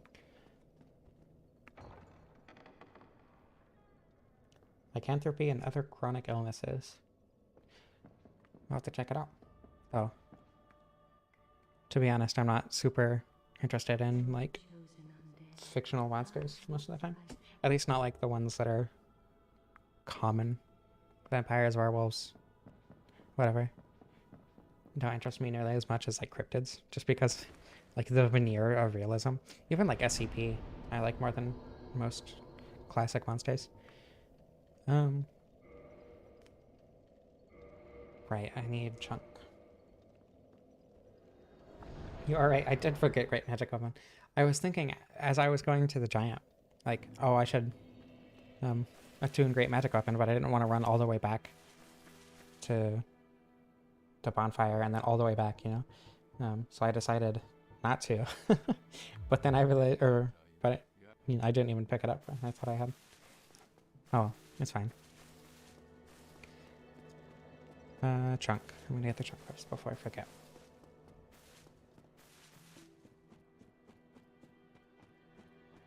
Well, Greyback doesn't consciously bite people. He does lose control when he transforms, but he intentionally like transforms near vulnerable people. So he doesn't control himself. He just puts himself in a situation where it would be dangerous for certain people if he transforms. And then, you know, because it's a consistent thing, he does transform and all that.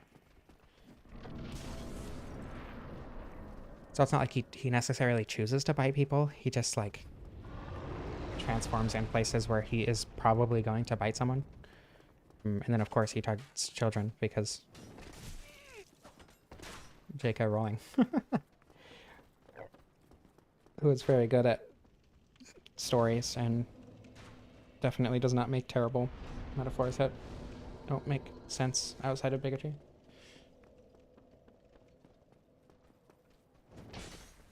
The coolest part would be not being in the sun.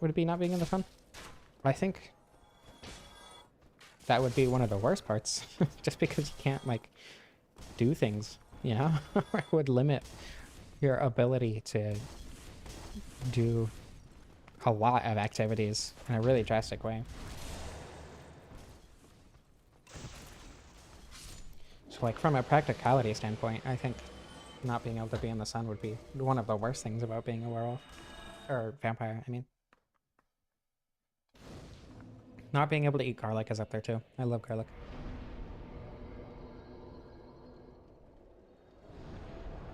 Garlic is very tasty.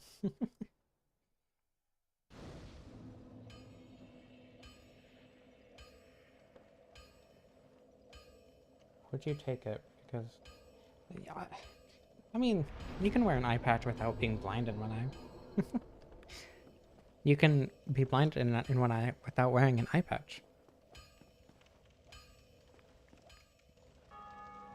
Yeah, reinforce. That's what I'm doing. Furry sympathizer. I don't know. I feel like an eye patch is a bad reason to be blind in one eye. Bigotry does rely on being internally inconsistent, but it also relies on heavy ignorance even outside of being ignorant of your inconsistencies. He ended up being a furry. So I should explain.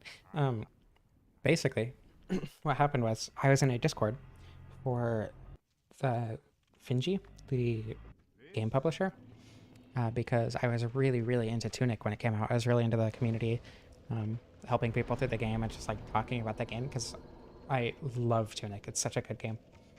And someone in that server, just out of the blue, to no one in particular, said if you could design a character for the game, what would they look like? And I described a fox who is slightly taller than the main character, with yellow fur, and then they drew that just out of the blue. And I thought that was super cool. So I made it my words? No. I made it my, my profile picture. And that just kind of turned into my persona. Yeah, Discord does things to the brain. Why would you be stupid for wearing an eye patch? Eye patches are actually very practical so that when you go inside, your eye will already be adjusted to the darkness. Luigi tunic. I mean, I was more describing like, because the Ruin Seeker in Tunic is very intentionally like androgynous, and I wanted like a more feminine, explicitly feminine figure, and then after they drew that, I ended up redrawing it to fit more of my like real life body type. Tunic's really good. If you haven't played Tunic, you definitely should play it. It's so good. Half pirate. I don't think piracy is a genetic trait, but I guess it might as well be. What the? That one was schmoving. Just gonna go ahead and do that, so I don't have to fight both of them.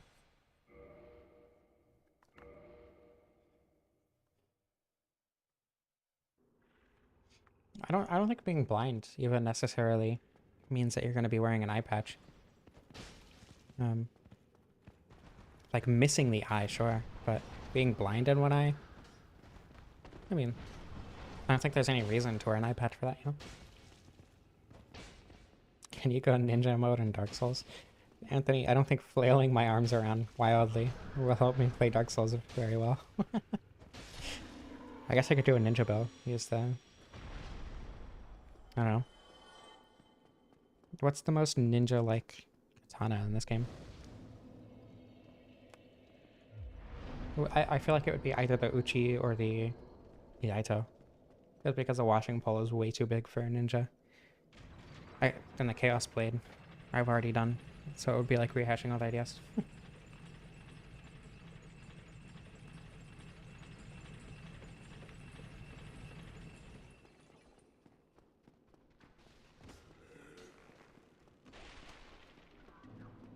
I need to kill the Hydra.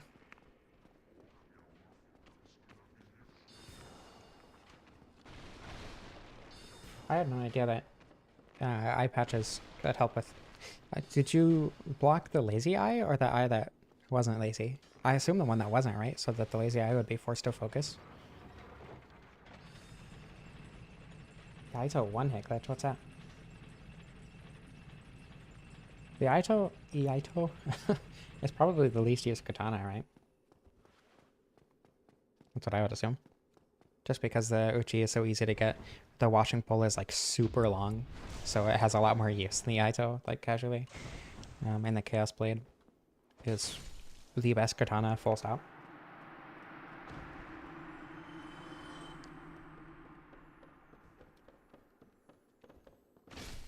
And I mean, the Iaito is really easy to get, but I know a lot of people who are really bad at making that jump for whatever reason.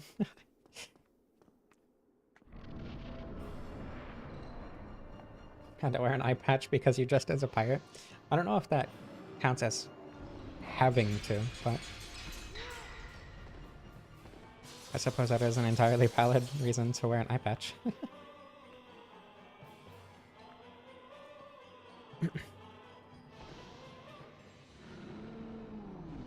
I don't want to die to the crystals.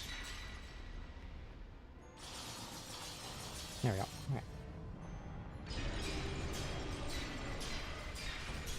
Very glad I'm not cursed.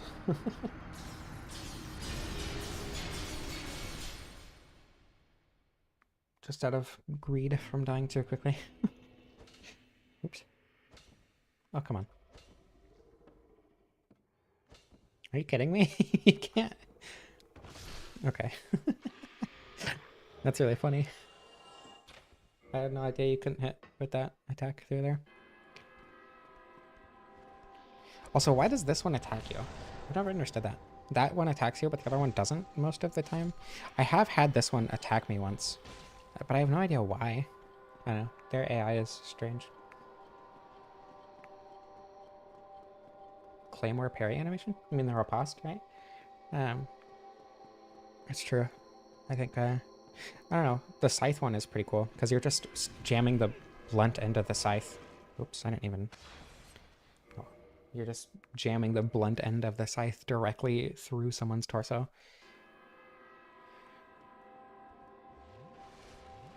Okay.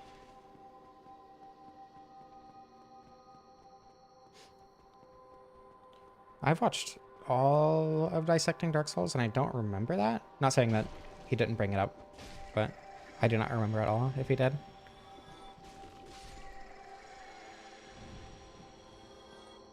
I mean, riposte isn't just a Dark Souls word. The running attack does more damage? I had no idea. That is news to me. Does that happen for all weapons? Do all weapons have a more powerful running attack? I assume so, right? Because motion values. I've never even considered that. But yeah, there are a lot of funny riposte animations in this game too.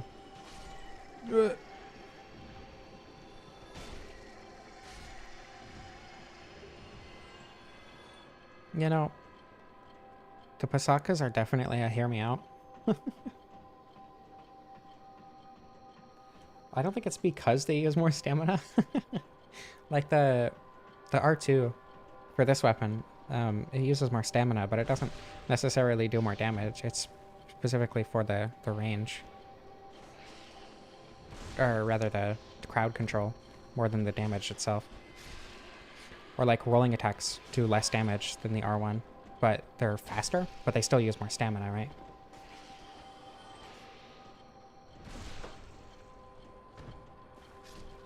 Oh yeah, the greatsword is like slamming the sword down onto them, right? I forgot that the claymore was one of the few that actually had a stabbing animation.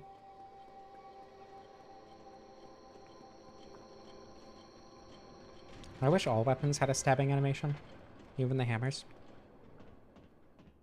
I think that would be funny.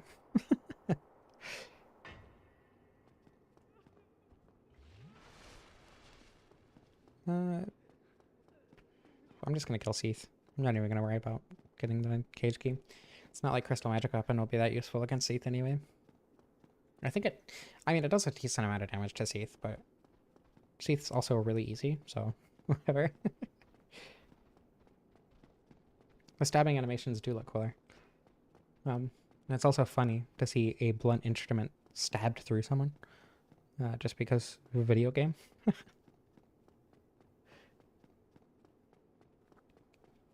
I mean, the fist weapons stab in Bloodborne. Does that count?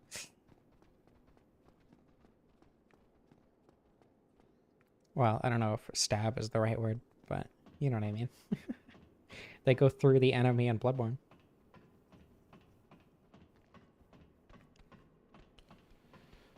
Oh my god. I love that I'm gonna have to climb this entire ladder twice. That's so cool. Ugh.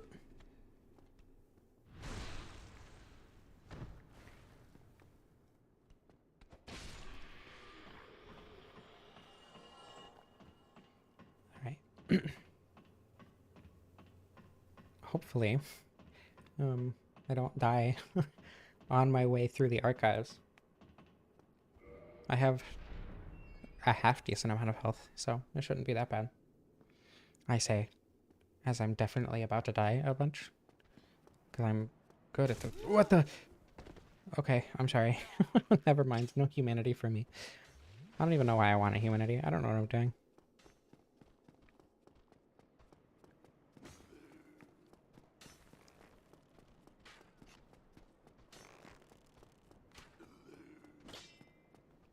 Weapon gems?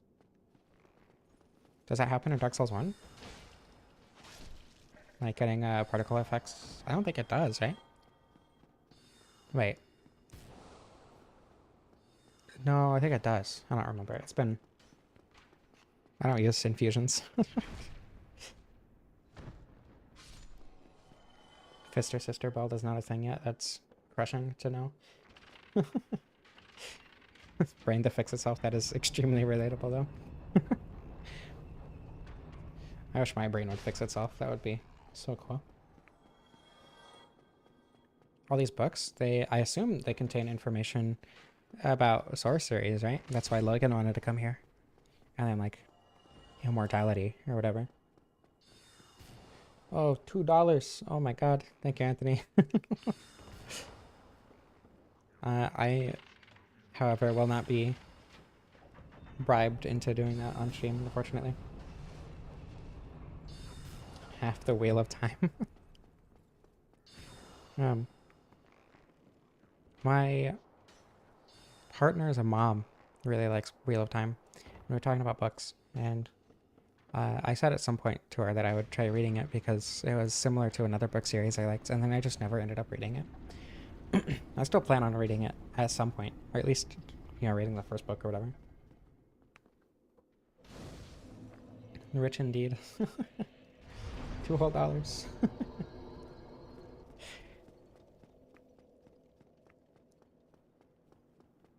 You know, I never really considered that Seath is much smaller than these books.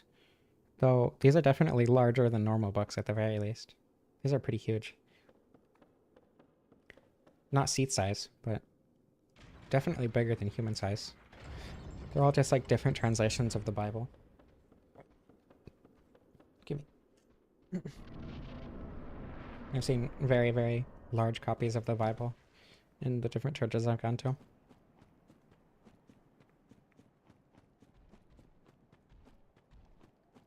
And they're usually up at like the pulpit or whatever.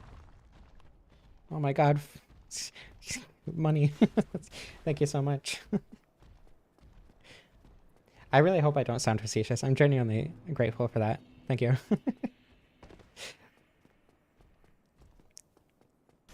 I can't believe I finally achieved my dreams of being rich. This is wonderful. The Book of Gwyn. As opposed to the Bible. That's their sacred texts.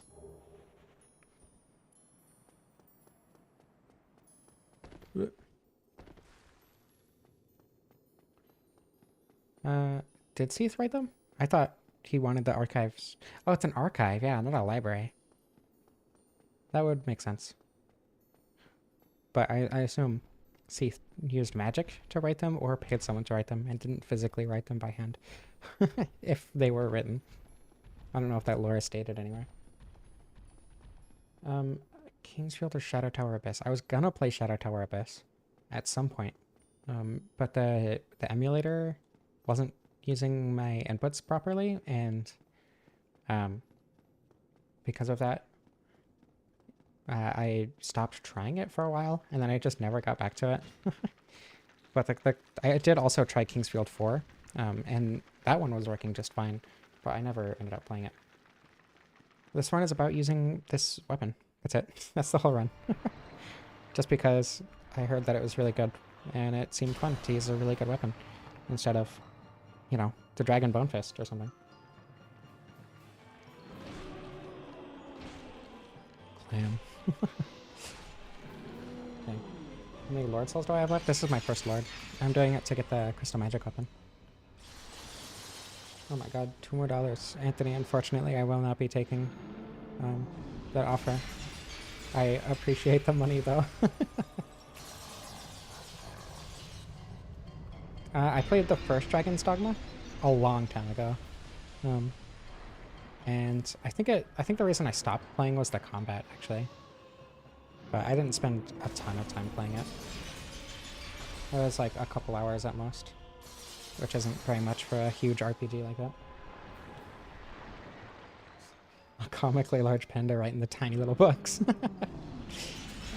Just like those massive gag pencils you can get from like book fairs or whatever.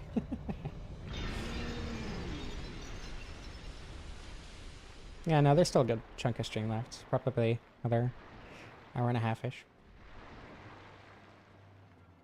At least. Probably more, actually. I don't know.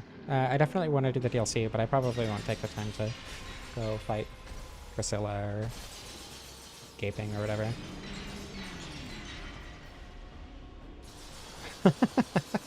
I like the qualifier for Anthony being the guy who clogged the toilet. I like that that's what he's about in this stream.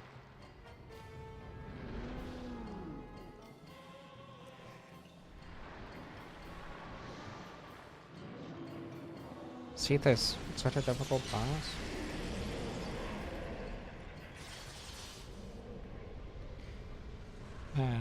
Seath is probably the least memorable boss fight for me. I don't know why. Seath specifically is just like the fight that I always forget. I don't understand why it's not something else. This is just... Well, it's not raw, because that is also an infusion. But yeah, this is just the normal Gargoyle's Halberd, uninfused. Do I want the 10 crystallization catalyst? I think I do. Did I put on bellowing? I did. Okay. Oh yeah, because it has really bad scaling. That's a good point. Infusing it might not have been a bad idea. But I am going to buff it with Crystal Magic up in anyway, so that's the main reason I didn't. Raw dogging the gargoyles. I mean, I did fight them with a +0, so... Oh, I should have used the... to get crystal... Whatever. Shut up. How much is that? Actually, shut up. Stop it. Just because I want the staff, the catalyst. No, this is bellowing. Why would I want lingering? I mean, the damage will make it so that I kill most bosses pretty quick anyway. And for the ones that I don't, the damage on just the Halberd isn't awful anyway, so... I feel like lingering isn't incredibly useful. Come again. Do I need to, like... I don't remember what you need to do to actually get him to move.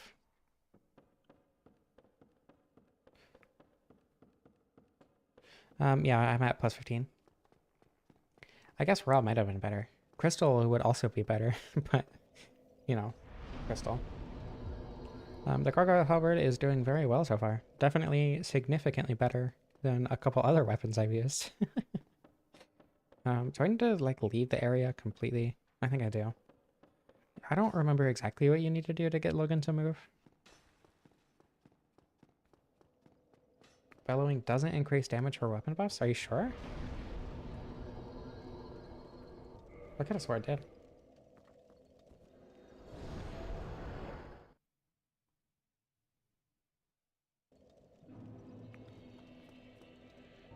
Gwyn reload? I didn't know that worked. It always takes them so long to move, so I always go or move bonfires anyway.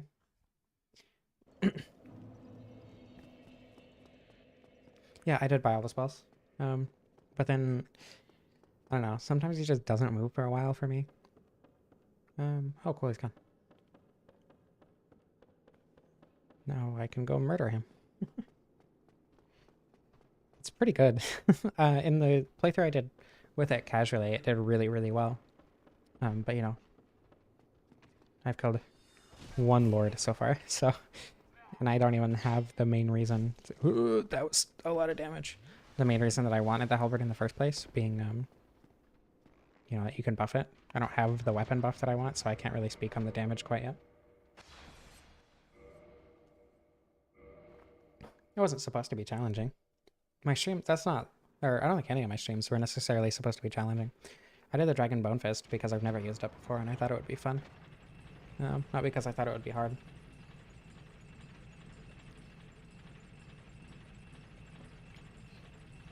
I mean, like, Chaos Blade is meta. I think any weapon that does good damage is technically meta.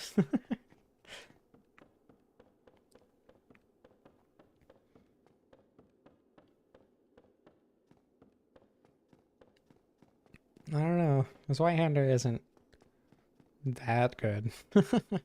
Scythe is better.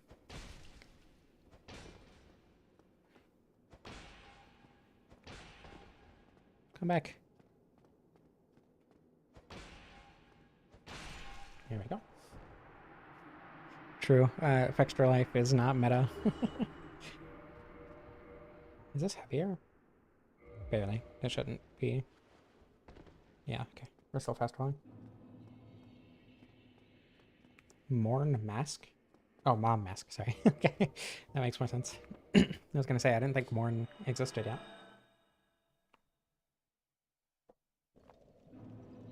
I have not hung it up yet because I don't have anything to hang it up with. I literally just moved. Or, well, that's not true. It was like 2 months ago.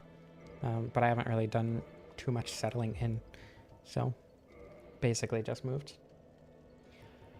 I'm gonna get the Lingering. If I can still. I don't know if he's still here. Yeah, okay. With you. Just because soul duping. But I am gonna commit a Google and see. Does Bellowing Dragon Crest affect magic weapon? It does not increase the damage of magical weapon buffs such as magic weapon. Darn. That I have no idea. Yeah, but Giant Dad is fine.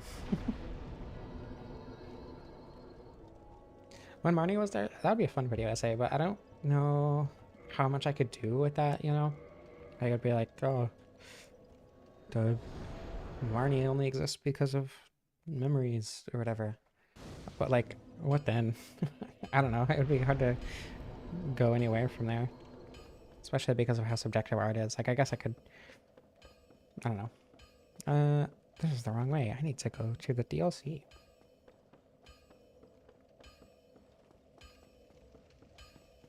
I know, but I thought that Bellowing worked for them, so I had to fact check it. It's not that I didn't trust you. It's that I just wanted to be sure.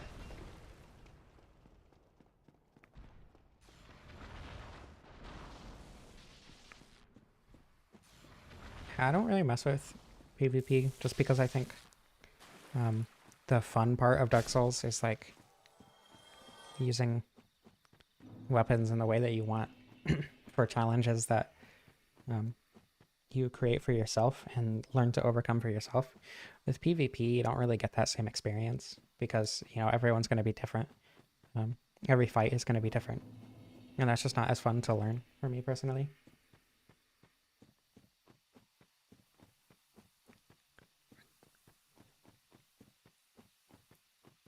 I just think the consistency of Souls games is what I like. Which is why I don't like the inconsistency of a game like Elden Ring too. I don't know if it's technically inconsistent. That's not the right terminology. But like for me, the way I experienced it was inconsistent. I don't know. It feels more inconsistent than Dark Souls 1, I guess is what I'm trying to say. And Dark Souls 2 and 3 and Bloodborne and Demon Souls.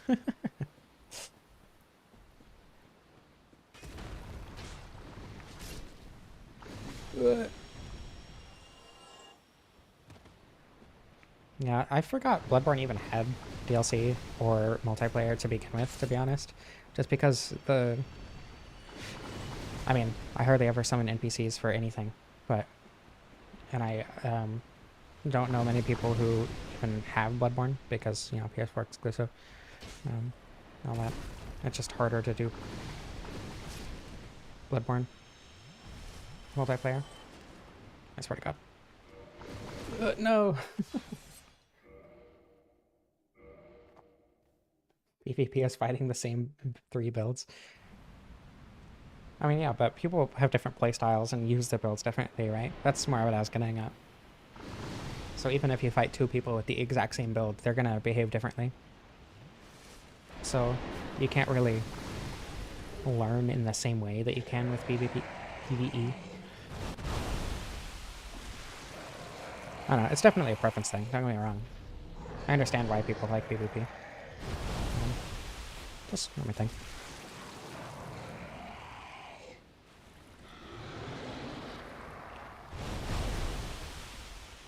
Uh-oh.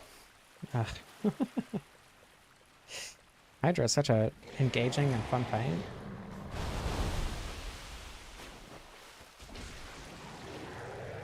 Wow, okay. Crystal Magic Weapon adds a lot of damage. I love how much better it is than Magic Weapon. I just think it's funny.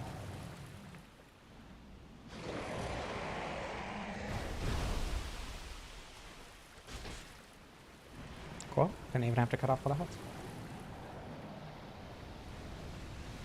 Yeah, Elden Ring does balancing really poorly just because of how it treats the open world. I don't know. Like, I don't think level scaling would have been correct, but because I don't know, I just feel like the formula doesn't really work for open world in the way that Elden Ring is open world. At least not for me personally. And what I enjoy about the Souls games.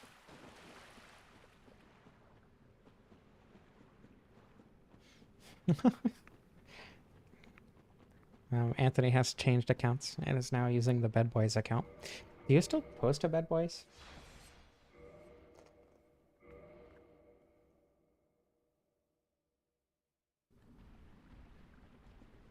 Backstepping against a corner with the flip ring. That truly is the Dark Souls 1 PvP experience. Gravelording is cool though, to be fair. Of all the PvP kinds, I think Gravelording is my favorite, just because there are multiple ways to engage with it.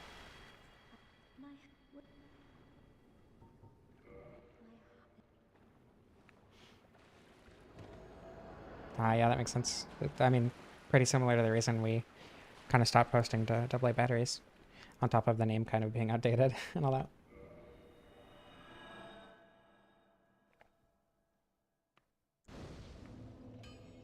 Elden Ring players, not like all of them, but like because there are so many more Elden Ring players, the amount of them that are toxic and also very defensive. I'm just gonna get to 50 and then get rid of the souls that I have that I didn't legitimately acquire. What was I saying? Oh yeah, people who like Elden Ring tend to be a lot more defensive in my experience, and I think it's just because there are so many more people who like Elden Ring and who started with Elden Ring, because there are definitely people like that with the other games who like started with them. They're overly defensive for the specific game that they started with, and they don't understand the difference between subjectivity and preference. There are a lot of people like that, to be fair.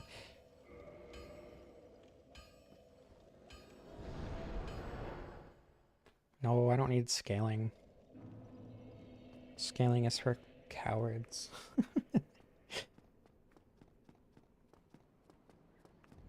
Actually, does the scaling change from DD? It does not. The scaling is not good with this weapon.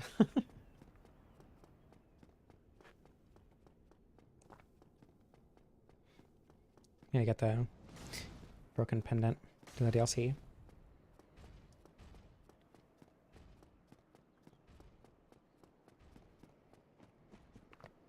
Yeah, that's what I mean between subjectivity or objectivity and preference. Just like the fact that they think Elden Ring is a better game than Dark Souls is weird. I am wearing the goob ring. This is accurate. No, it's just because I don't have any other rings that would be helpful for me. That's literally the only reason I ever wear it.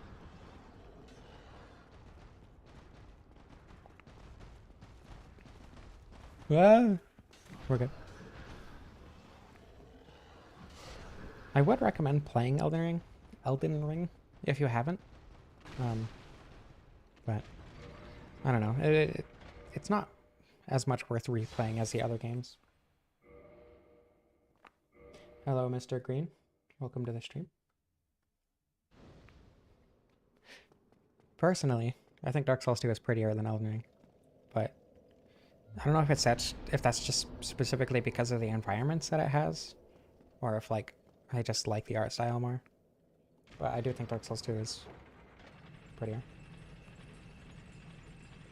Yeah, I get 60, 60, was that Vitality in Elden Ring? Get 60 health points levels in health as soon as possible in Elden Ring. That's the only way to survive. Because bosses will two-shot you otherwise. I mean, they'll do it anyway. But they'll one-shot you otherwise, and that's no fun. Feel free to ask whatever questions you would like. I'll see why not.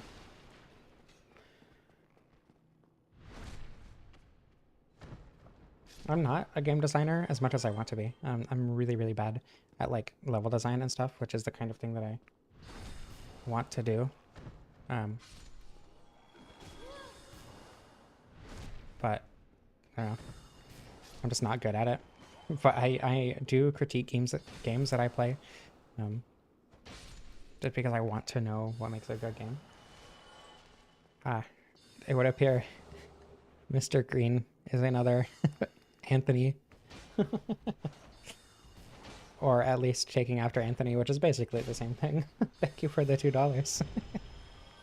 However, I will not be farting to the microphone.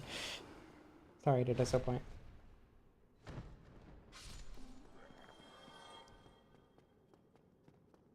The last boss with 39 vigor doesn't? I assume most of its attacks one-shot you.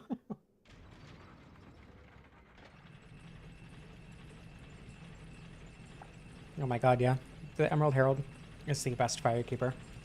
The best level lady in Dark Souls. I do like Anastasia a lot, but Shanalot's better.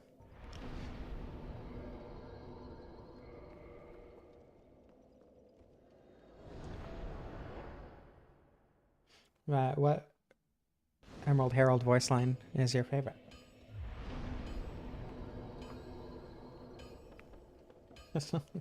Unfortunately, no, I'm not going to. For various reasons.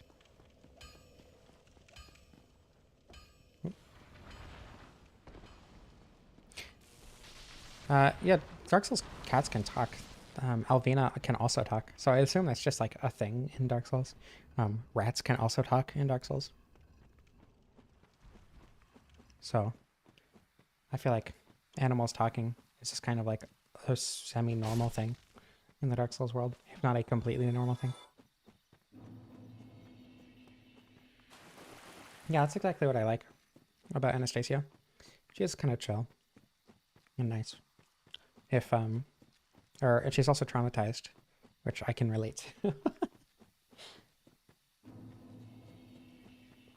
He said, Anthony mentioned that because, or White Flame, mentioned that because that's just kind of his sense of humor. And then Mr. Green, whether or not he's one of Anthony's alt accounts, has joined. Look, if you want to pay me for things, not on YouTube at least.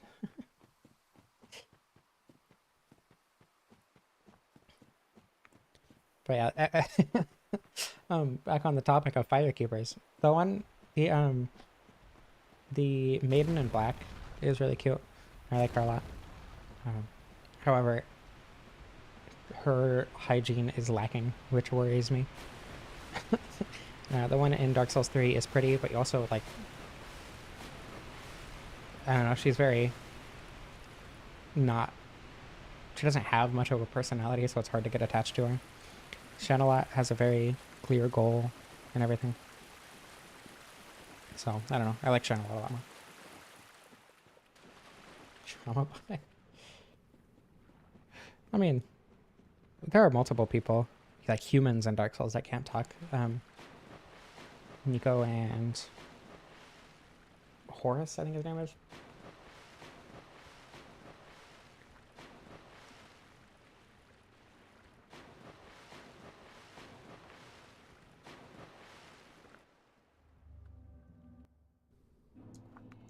The doll in Bloodborne. I forgot about her, to be honest. I don't know, she's just kind of there.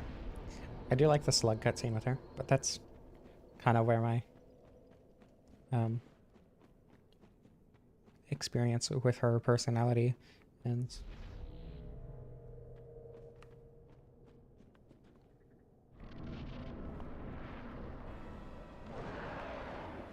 I like Dark Souls 1 has some of my favorite NPCs. Like, the only NPC that rivals them that isn't in Dark Souls 1 is Thomas. I don't know why I couldn't remember his name. I do that with my favorite NPCs all the time, apparently. I do that with Laurentius and now Stockpile Thomas. I love both of them. Oh, I didn't grab power within. I normally do more damage. Or last time I used this weapon, I did more damage. And that's why. Probably should have grabbed it, but oh well. Doesn't the Firekeeper from Dark Souls 3 also buy back?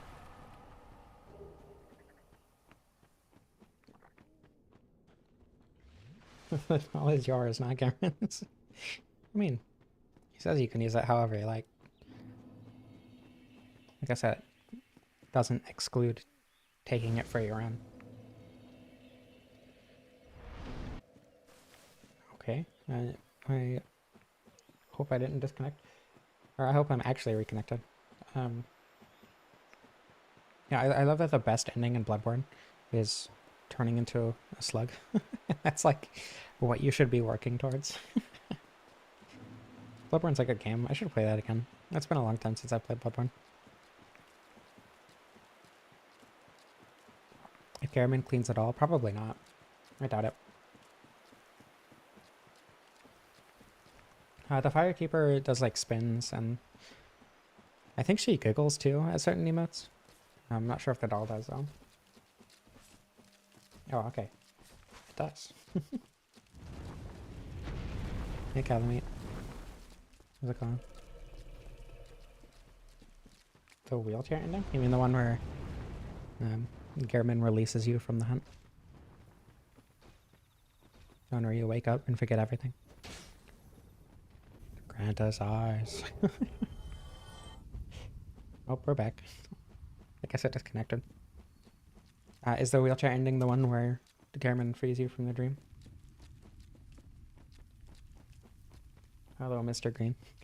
Welcome to the stream again, I guess.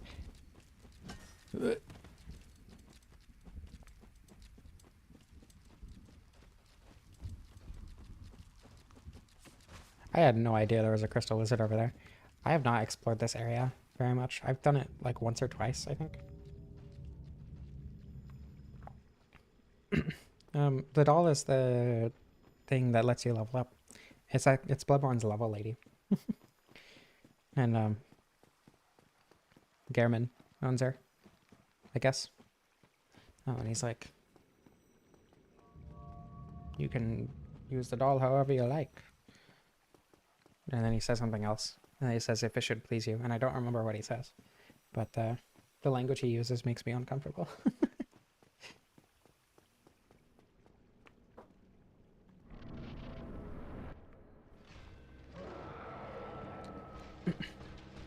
I probably should have buffed before entering the fight, but... Uh-oh. Well, I am so glad he didn't continue.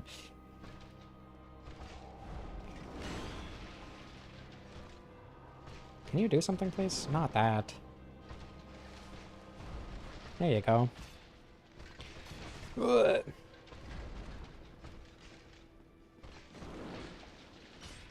This is not that much damage. I love magic resistance. I don't know if I can actually knock him out of the buff. I'm going to assume no.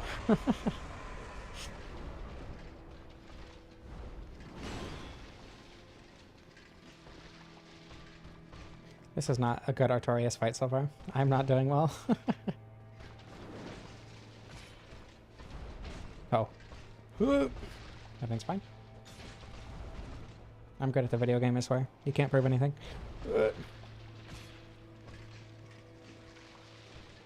should probably heal. Probably wasn't the best time to heal, but here we are. I guess I should probably see if I can knock him out. You can! Okay, that's good. Makes my life easier. I guess healing might have been pointless. I haven't been hit yet.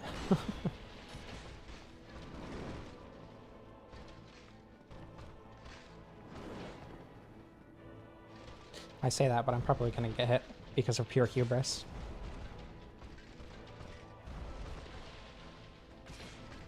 I shall not get greedy, I swear. Oh, come on. I thought that would kill.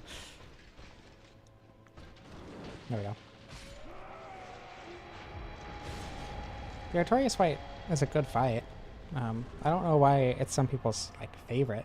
I guess the framing of it is really cool. You're just fighting, you know, a guy with a sword. But he's like really big and strong and cool.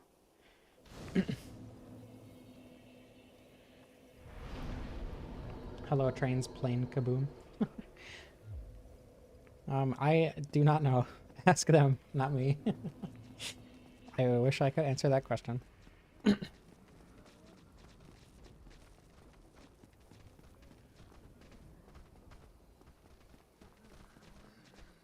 Character fashion? Yeah, it's the Gargoyle cosplay. That was totally planned. I meant to dodge that. I will not, no, unfortunately. Oh, I bet Anthony is just asking his friends. If I had to assume something, it would be that. Knowing Anthony, that is definitely something he would do. My mic keeps cutting out? I will try to speak into the mic directly. I am not exactly directly in front of the mic at all times, so I will try to do better with that.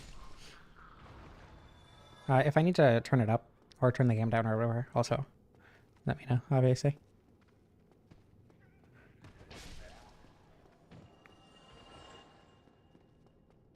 Yeah, all the buff does. All Artorias' buff is more damage. $2 more. I will not do that either. Unfortunately. I'm sorry. I cannot fulfill your request despite the money.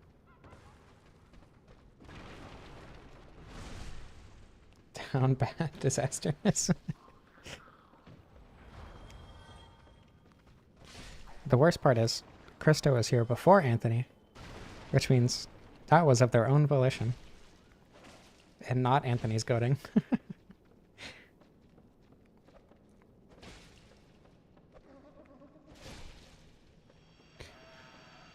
When the only farts? I mean, never, probably. Only fans, though. I could do that. Unironically, I have been tempted. My mom. I forgot about this. I quit my job like a couple months before I moved because I was expecting to move a lot sooner. And my mom asked me how I was making money. And at the time, I was just kind of living off my 401k because I withdrew that. Because, you know, it's not like I'm going to live to retirement age anyway. And my mom, she asked me how I was making money and then asked me if I had an OnlyFans, which I was not expecting out of her. Oh, we're back. I don't know how much got cut out, but my mom asked me if I had an OnlyFans and if that's how I was making money, which is not something I expected her to ask, of all people. That was an interesting experience. But that is definitely something I have been tempted to do in the past. ASMR.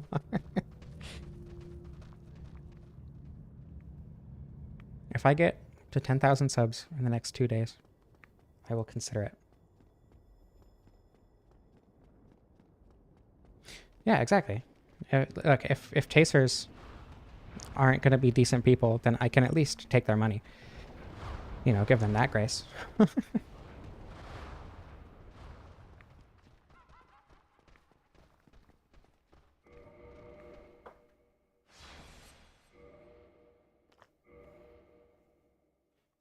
Making 10,000 or what is that, like 5,500 alt accounts to get me to 10,000 in the next 2 days. Good luck. The sleep stream? Are you talking about the AA battery sleep stream we did because that everyone clicked on because they thought you were a girl? Old men were trying to hit on you? I forgot about that.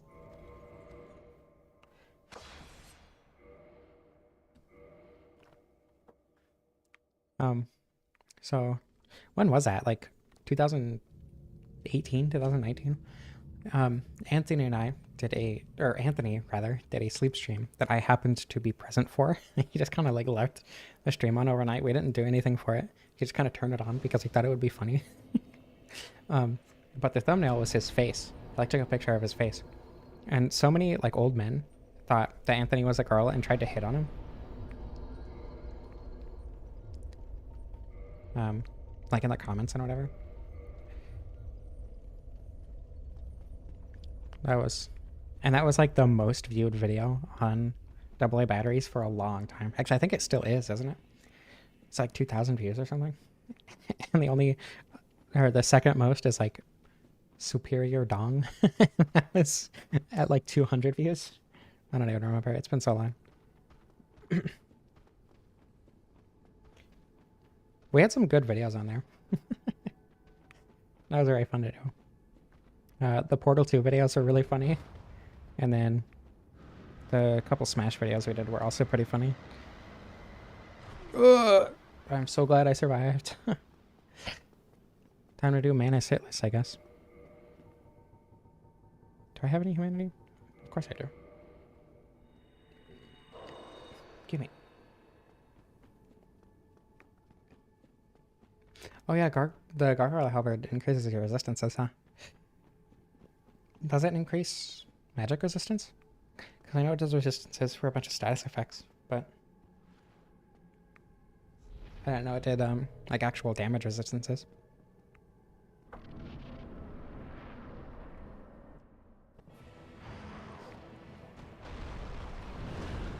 Alright, I am still not super great at the Manus fight, despite the conditions under which I've done it before.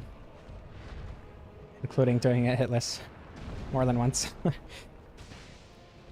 But, I don't know.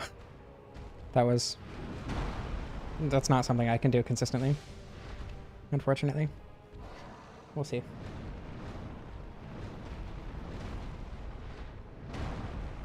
And that Lego Batman video only got a bunch of views because the people who copyright claimed it had to watch it.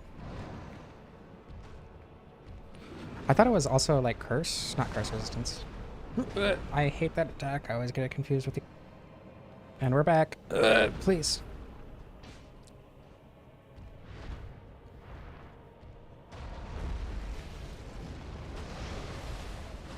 Assembling Giant Dad stream. I could just do an entire Giant Dad stream. That is something that I wanted to do when I first thought about it. I do think that would be fun. To just like use this Y. Does Giant Dad mid roll or fast roll?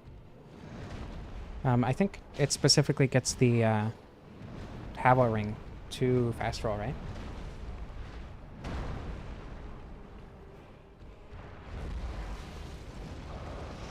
No.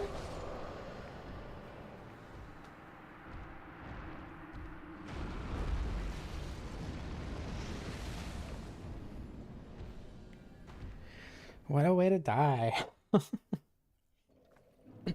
Hello, Dan. Welcome to the stream. I hope you enjoy your time.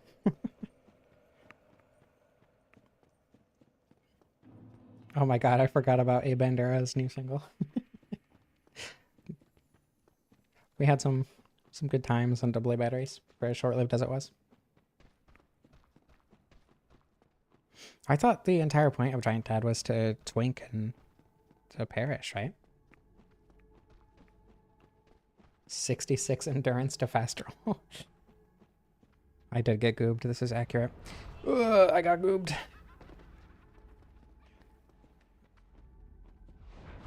Come on, get down here. Please. God, imagine dying to one of those. Couldn't be me. The humanity sprites, the most dangerous enemy in Dark Souls. I'm going to throw a humanity right there. Just in case I die again and have to go through that. In order to do to be a From Software voice actor, I'd have to have a good, like, maniacal laugh, and I don't think my laugh is maniacal enough. Twinking in this context means being like way overpowered for a certain area and invading people.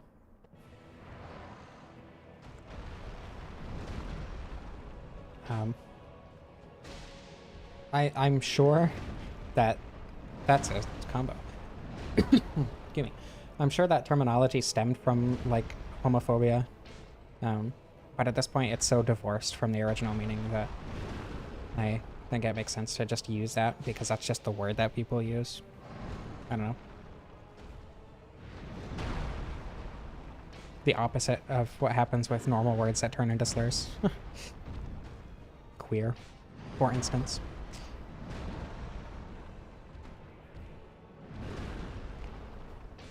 I need to focus on the fight more instead of talking about slurs.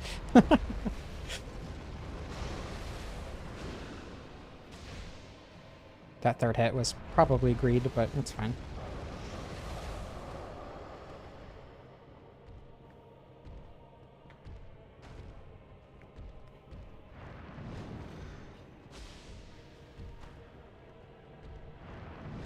It's just Manus. I've done this fight so much.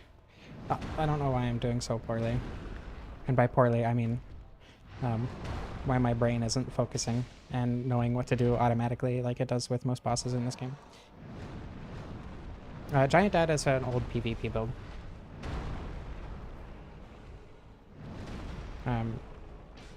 It was very popular in like Dark Souls memes and stuff.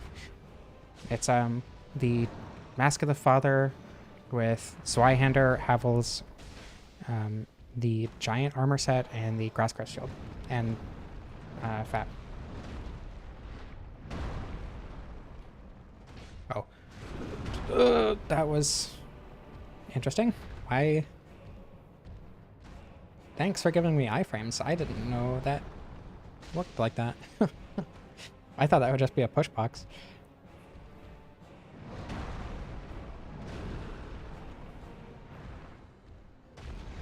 I don't know why he would use that, but I guess I'm not complaining. GG. Oh yeah, Pyromancy Flame too. Oh, it not being rooted in homophobia makes me glad. Good morning, Dusk. Welcome back to the world of the waking.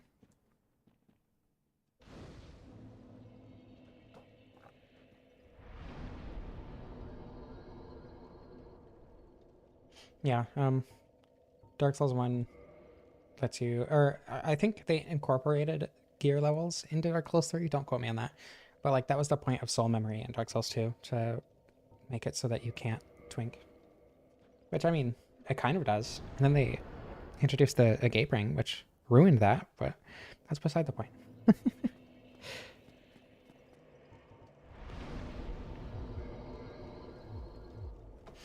Alright, Kalameet time. Excuse me. I love that Sierra just has like the most health of any NPC in the game by far. I think so, right? Can't think of any others that are comparable. I mean, Chester has quite a bit.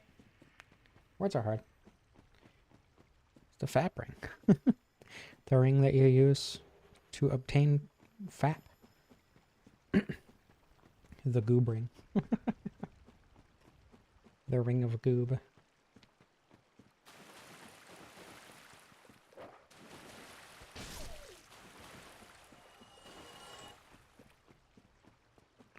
Oh, the gape ring. That's what we were talking about. Right, I forgot I brought that up. ADHD. I would never. Dark Souls 2 Goob ring is the gape ring.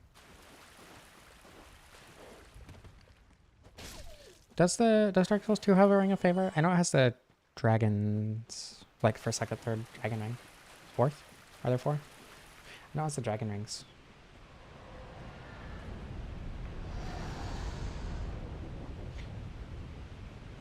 Well, the thing about the Giant Dad build is it's not supposed to be good. It's for, like, being annoying, basically.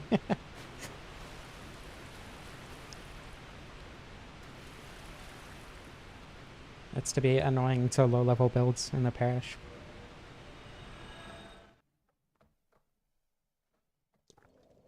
Twinking and gaping at the same time. You kind of have to. You kind of have to gape if you want to twink in Dark Souls 2.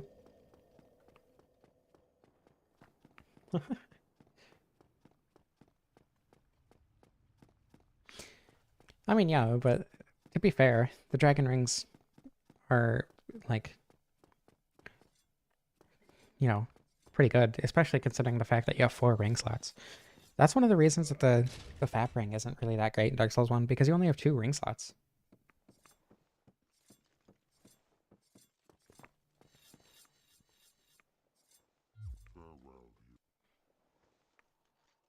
Talk to me faster.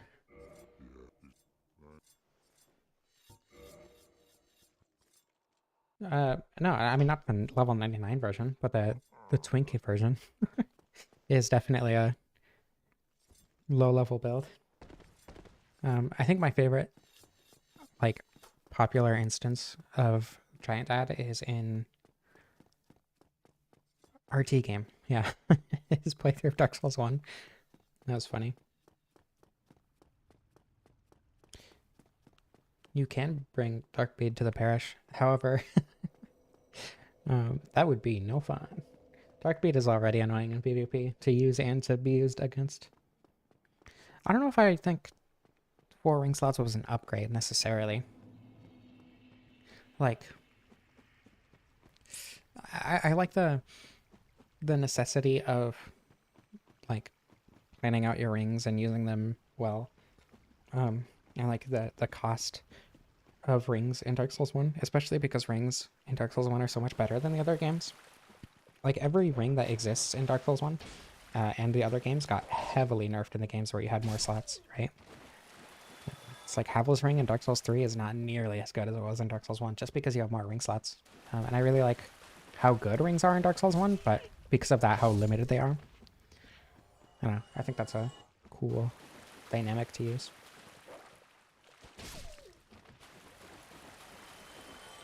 I don't know. I think there's more than one finger on there. Looks like 10 to me.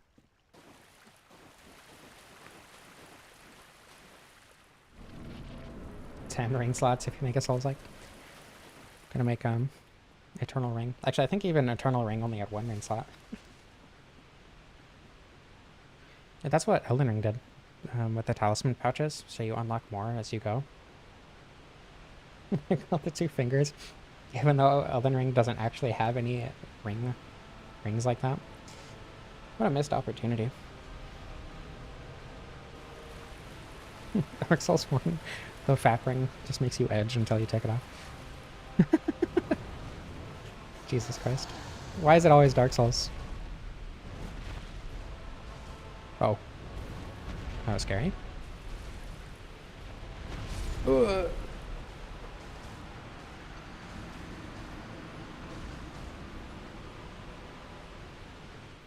Yeah, but New Game Plus doesn't count.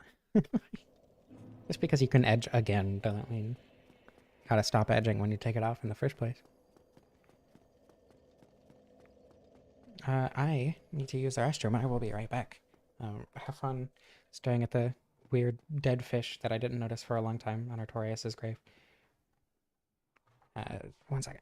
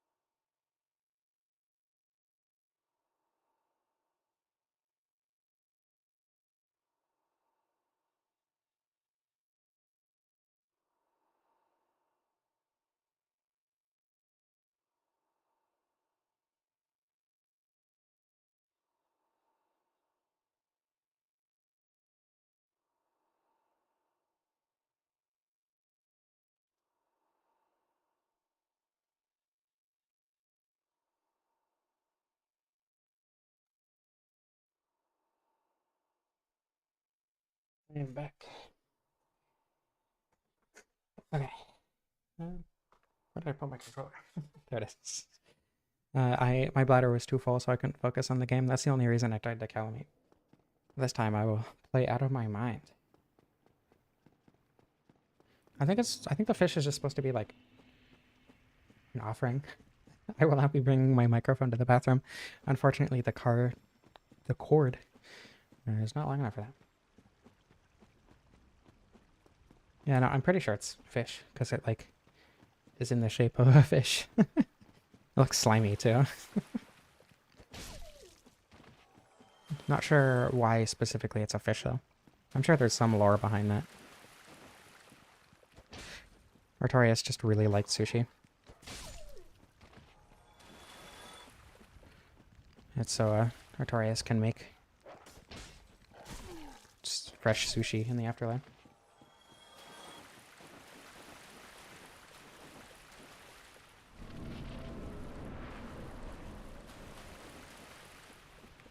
Alright.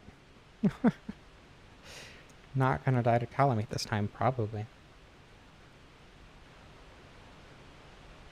I don't know, I feel like Orphan of Kos would obliterate Artorias. Just because Orphan of Kos is a way harder fight than Artorias.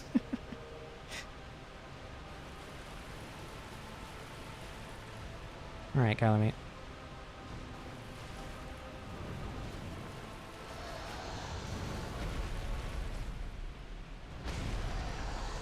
That is not the best damage I've ever seen, but it's also not the worst.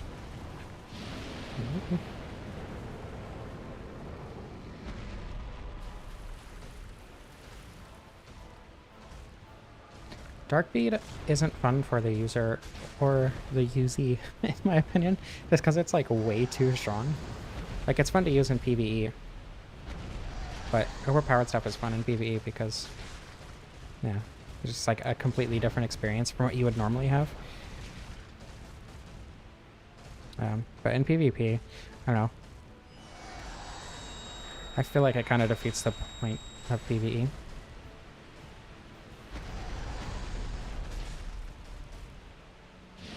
Should have rolled in. I need to... I'm not good at the Kalameet fight. You'd think I would be, considering it's one of my favorite fights in the series, but as a matter of fact, that would be wrong.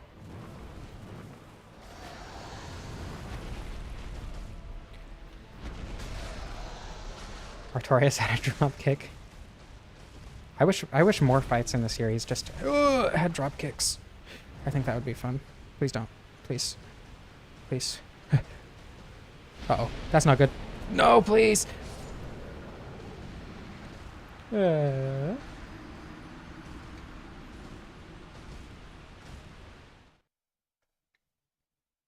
feel like Orphan would also obliterate Kalameet, just because Kalameet doesn't attack fast enough to even hit the Orphan.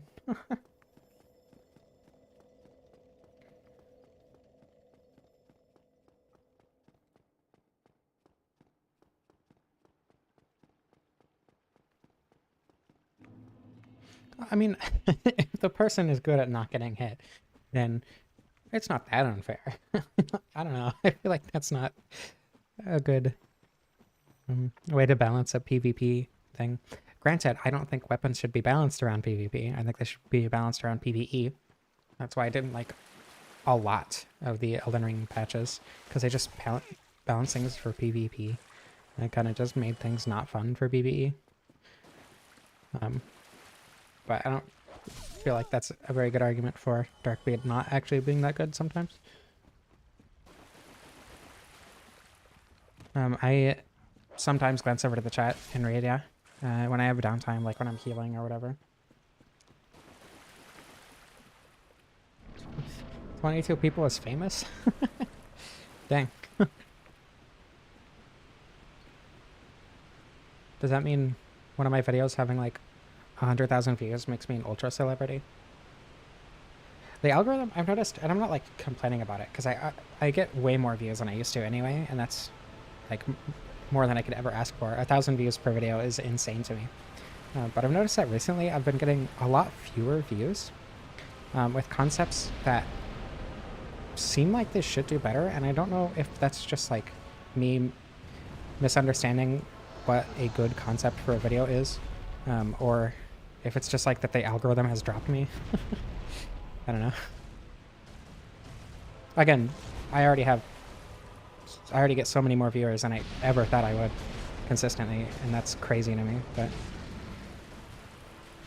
like going from 110,000 views per video down to, you know, a couple thousand per video is a pretty drastic change.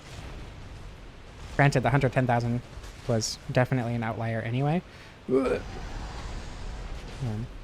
like even then I was getting about 20,000 on average per video before then. I'm not really sure what happened, or if it's just my fault.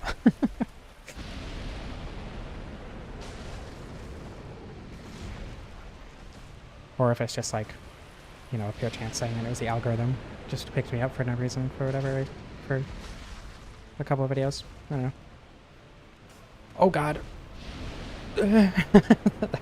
I am baffled I was able to dodge that. Jeez. Gaming.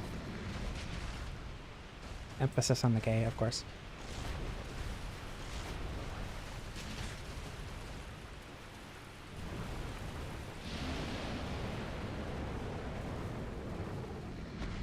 I mean, I don't think I'll ever be done with PvE. There's just so much variety and things that I enjoy in this game. Like, I've already done multiple playthroughs with several weapons, and eventually I think that'll be true of most weapons. I don't think I'll ever be done, quote-unquote, with PvE. And just because I don't like PvP, I don't think I'll ever move to PvP either, personally. Ugh.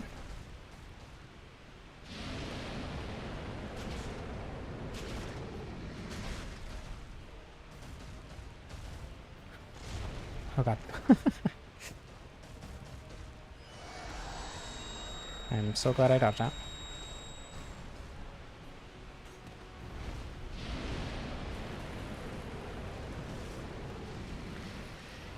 Sorry, I'm not reading chat too much. I'm trying to not die to Kalameet. Again. What? Why? Why would you do that? Why? That was so close. That's messed up.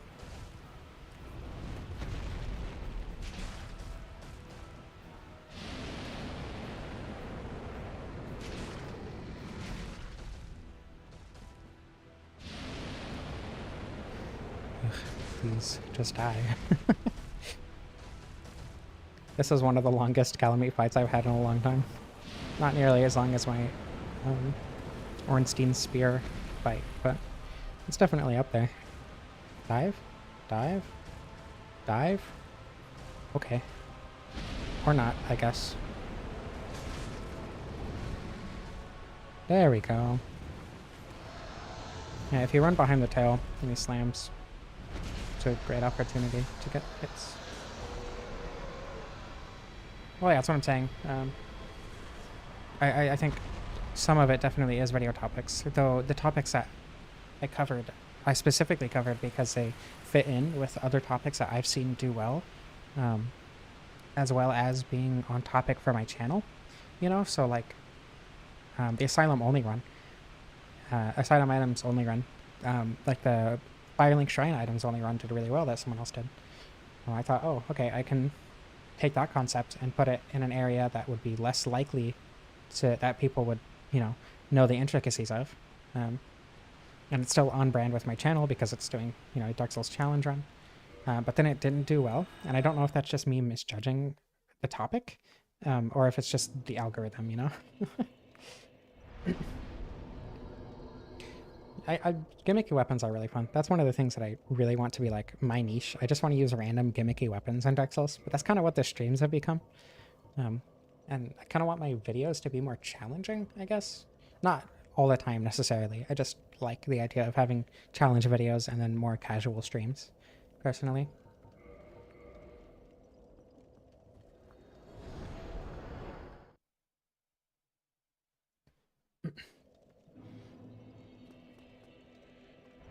Well, that's the thing, because my highest DPS video, I didn't, like, the point of that was that I didn't suffer very much at all. But that got 100,000 views, which is my most viewed video by like double, I think, the second most. And like it's not like that was a challenging run. It wasn't supposed to be. The point was just like, you know, learning first of all how to get the highest DPS, and learning what the highest DPS actually was, seeing how hard the game was with that. You know what I mean? I do eventually want to play through this game with every weapon on stream. I have a project coming up that will revolve around that, but that might be a long time coming, to be honest.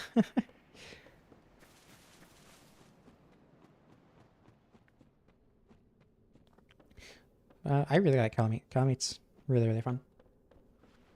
I think it's a very fun and interesting fight, just because you don't react to the next swipes like you would with a lot of other bosses. But it still catches you. Oh, we're back. Kalameet's a very interesting fight. I don't know how much got cut off. Because like you react to the attacks differently. Attacks like the tail swipe have a delay without being like an unreasonably long delay like you have with, you know, Elden Ring enemies. Attacks like the fire attacks force you to react in different ways. You even have a couple instances of similar tells that are still different enough to tell them apart with similar reactions. You know, the grab and the stand-up fire attack. And I think just like, because it has hallmarks of fights that I don't like, you know, delays, and different attacks with similar animations, stuff like that. I think, but does them well, you know, I think that makes me like it a lot, on top of just being like a fun fight, in my opinion.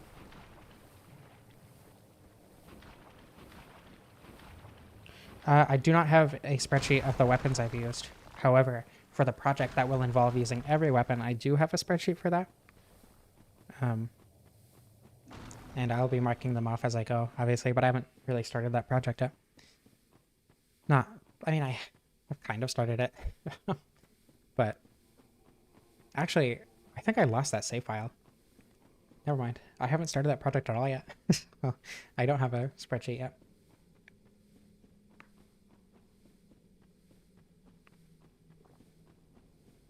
But we'll see how long that takes for me to actually start. Once I run out of things to stream that aren't that, then I'll start doing it exclusively, I think. Not exclusively. I'll do like other stuff every now and then, but that'll be like the main thing that I'm streaming. Have a good night, Krista. Thank you for $2 more. That you've given me too much money. I don't deserve this. I'm playing Dark Souls. Thank you so much. Have a good night.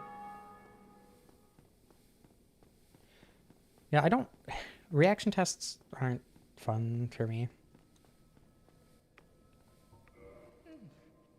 I don't know. Like, I get the appeal of them. Like, you know, Dark Souls 3 and Elden Ring. I get why people like them. I just don't as much as I like, you know, learning the boss and understanding which direction to dodge, and when to dodge more than just like reacting when you see an animation. Every weapon is going to take a long time. I don't know. That's not why I want to do it, but that is part of, I think it'll be an interesting thing to, you know, spend so long with the game. I think that'll be fun.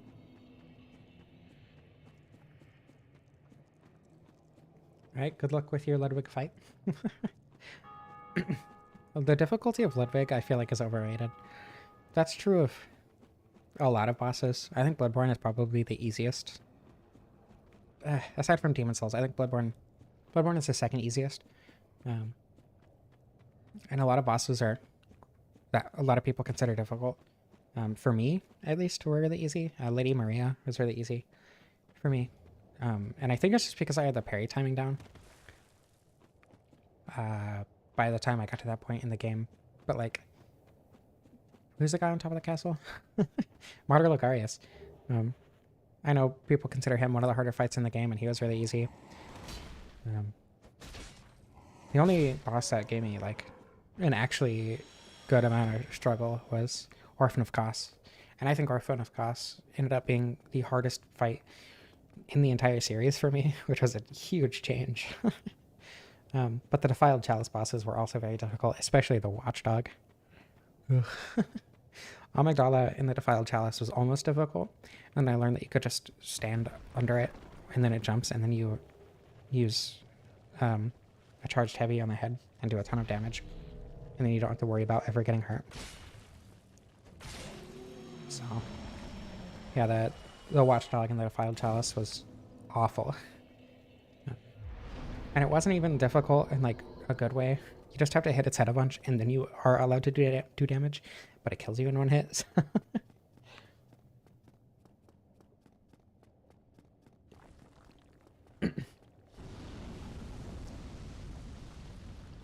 Dodge rolling all the attacks on the side bosses?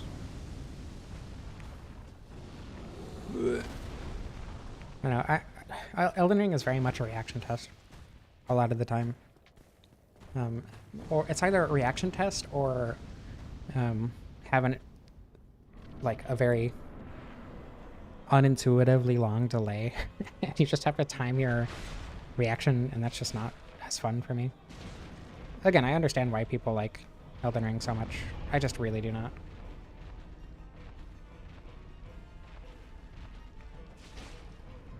No, why would you jump away? Stop. Cease. Don't jump away. No. Elden Ring is a very long vibe check. Not the words that I would have used to describe it, but...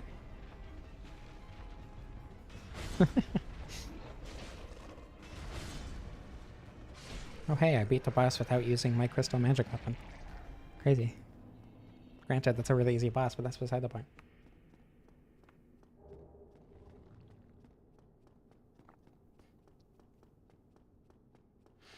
I don't know, Ludwig isn't like the easiest boss in Bloodborne by a long shot. But by the time that you get to that point in the game, and you've already played through so much of it that you should like mostly understand how to respond to a lot of attacks. Ludwig does have some weird ones, like the one where he like blows dust out of his mouth and then charges you. That one was really annoying to figure out how to respond to. Or the jump with the delayed slam down is really annoying too. But there are a couple. Or other than that, there are a couple bosses that are definitely harder. Even earlier in the game, just because, you know, in the process of learning, I think Bloodstarved Beast is insanely difficult.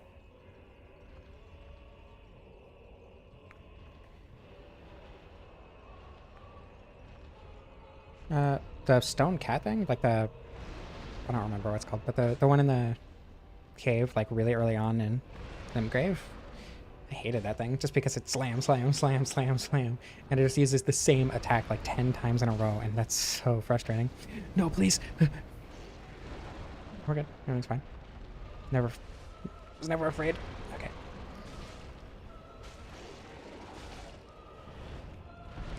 What?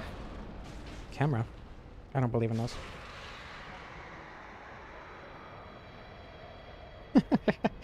Elden Ring did make the Godskins. That's a very good reason to not like Elden Ring.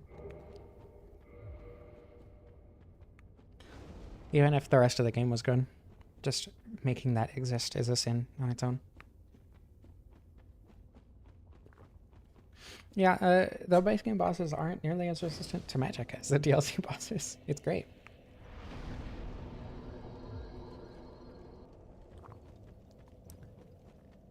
Which bosses did you first try? I assume the bandit leader guy. But who else? Elden Ring does have some really cool and good movesets for weapons that aren't as good in the other games, and that should have been good. But because it's just not fun to use them for the bosses for me, it hasn't really changed things for me in my enjoyment of the game. Like, having a cool moveset is awesome. Being able to use it against bosses is an entirely different thing. No rest for the wicked. I've noticed a lot of people are like really bashing it. Like, I think it has mixed reviews because, I mean, the performance is really bad, which is definitely a very good reason to not recommend a game on Steam. But aside from the performance, I've noticed a lot of people are complaining about the controls, which I do not understand, because you hold the dodge button to run, which is very standard in Souls-likes, any ARPG really, but especially Souls-likes. And you have to like run off of a cliff to jump, and people are saying it's contextual, but it's not contextual. You can jump off of any ledge. You can definitely like get out of bounds by just jumping on things that you're not supposed to. So I don't think contextual really works there in that context. And then people were complaining about like stamina management system, which is a really, really good stamina management system. So I've enjoyed it a lot so far. I've made it to the endless dungeon, which I think is the last part of the demo right now, or I mean of the early access. It's really fun. I have seen Joseph Anderson's video on Elden Ring, and it's very good, and I agree with pretty much all of it. And then I saw the rebuttal to it, where they're saying, oh, but you can attack between combos. But like, I feel like that response missed the point of what Joseph Anderson didn't like about it. At least I dislike the same things that Joseph Anderson did. And for me, it's not that you can't attack between combos. It's that it's unreasonably difficult to learn that you can attack between combos and exactly where you're allowed to attack in the air. That's my main problem with it, with the things that Joseph Anderson complained about in Elden Ring. You can't rebind the controls, and that is also a good reason to dislike the game. But again, it's just the fact that people are complaining that running is bound to the same button as dodging. That's like most of the controls complaints that I've seen. It's that and rebinding them, but like it's like an 80-20 split. Most people are just complaining that they're bound to the same thing.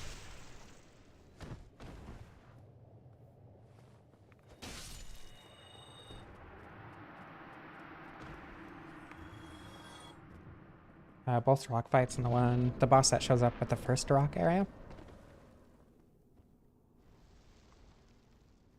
It's not even like I understand why people like Elden Ring. I understand why people like the reaction test bosses. I understand why people like the delays. It feels cool to attack between combos when in other games you wouldn't like necessarily, or you shouldn't necessarily be attacking. Like in Dark Souls 1, you don't really attack between combos very often because you're not expected to. In Elden Ring you are, and I understand why people like that. It feels cool to attack between combos, but I think it's just the fact that you have to learn, and how you learn how to do that is the main problem for me.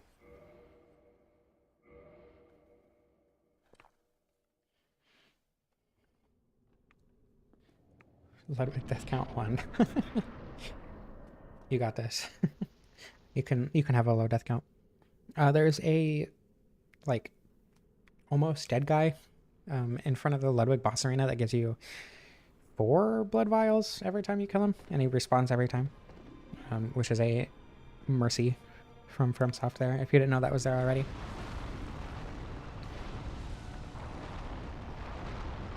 Alright, let's see if I can make the jump first try. That was the wrong place to jump from, and my fingers didn't work.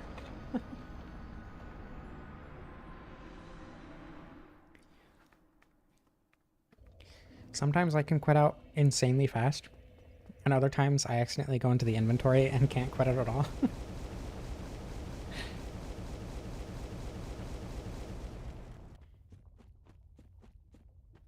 There's no rhyme or reason to whether or not I'm actually capable of quitting out quickly. It just happens sometimes.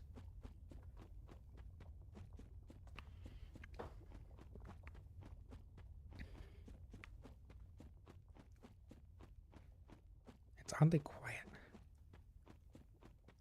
I feel like the gargling molten rock ambience. I just said it's so quiet going through here. Oh, we're back. Don't know how much got cut out, but I said I feel like the lava gurgling up here should be more pronounced, louder. And I never realized it's so quiet down here, or up here rather, on Lost Islay, like the city itself. 2 deaths. As long as you don't spend 3 hours on it, it'll be faster than it took me to beat Orphan of Kos. Excuse me.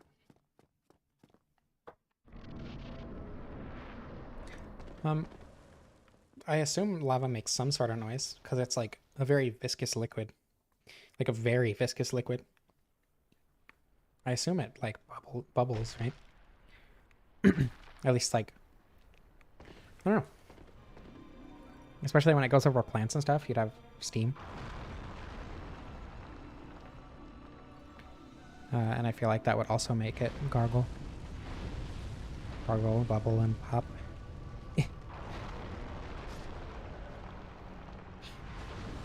I swear to God. I meant to press the jump button.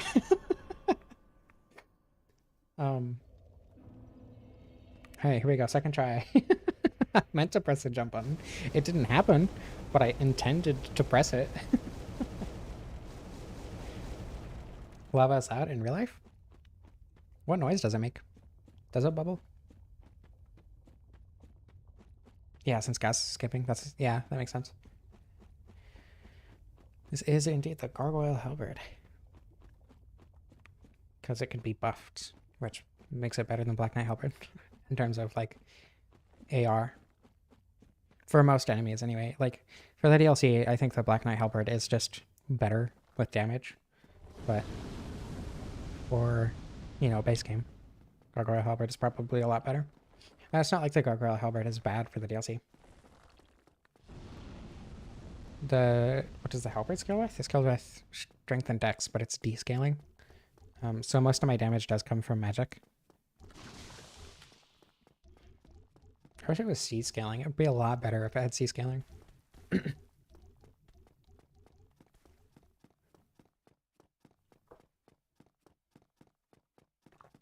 Though, raw infusion is probably the way to go.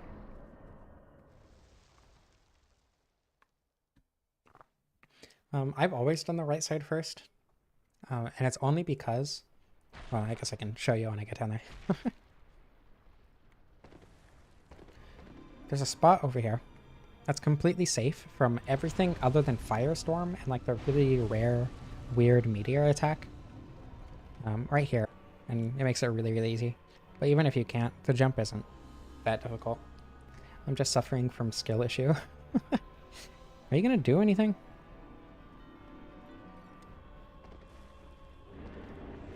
I guess not. Okay. I thought you could roll into it.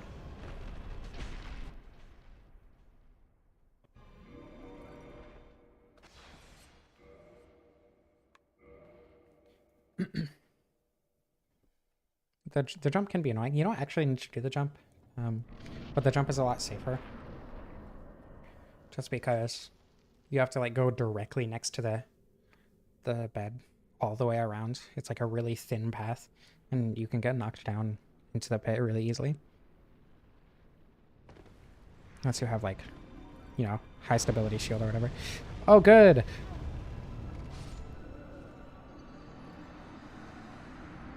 Cool. I love when it does Firestorm immediately. In one run, I don't remember which one it was. One of the runs that I did a video on, I jumped, got smacked in midair, but because of the smack, I landed directly on the branch. And that was one of the coolest things that's ever happened to me.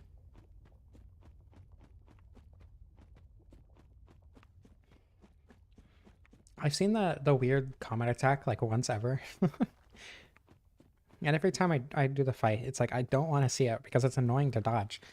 But I also do want to see it just because it's unreasonably rare, and I think that's really cool. It's a lot more rare. People say that one of the rarest attacks, or I don't understand why, but I've seen people say that one of the rarest attacks is the Four Kings magic attack that isn't tracking. Like the one where it shoots like 8 projectiles or whatever in a ring. But that one's not rare at all. I've seen it a lot. I've almost never seen the meteorite, comet, whatever attack here. I like the Pit of Chaos. It's a fun fight. I swallowed wrong.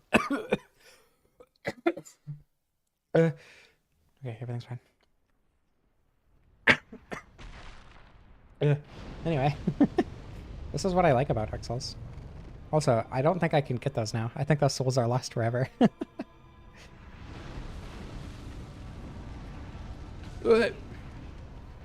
Okay. Not worth.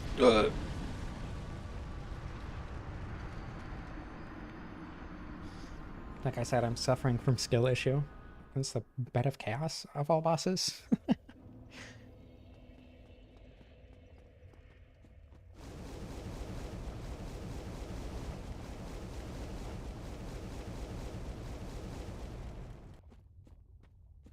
Bed of Chaos is... I don't know. I like Bed of Chaos a lot. Though I like a lot of bosses a lot of people don't like. Capra is one of my favorite bosses, for instance. Bed of Chaos is probably top 10.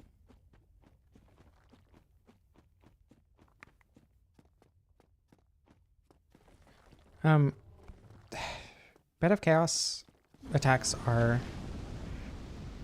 I mean, like, with the Four Kings one, it's rare, but it uses the same positioning, or like it can happen at the same positioning as a tracking magic attack. It's just that the tracking magic attack is a lot more likely to happen. And like, but the Quelaag butt shake attack, right? That one's rare because most people don't stand behind Quelaag, because Quelaag is a much easier fight if you stand in front of her. So I guess it depends on the attack, but like this meteor attack can happen at the same time as Firestorm, which is already kind of rare. But I don't think there are any like specific position requirements for the meteor attack to happen. So it makes sense to say that some attacks are rare, I guess. Oh, good. Firestorm is such a rare attack. Do something.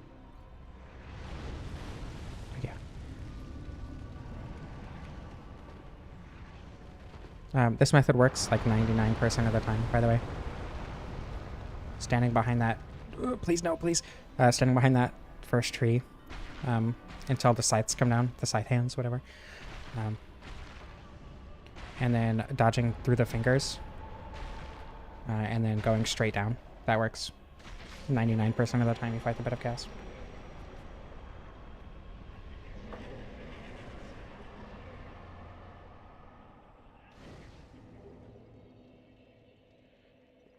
The bug enemies at the bottom of Blighttown? You mean the crag spiders? Or the leeches? I haven't seen either of them use a fart attack.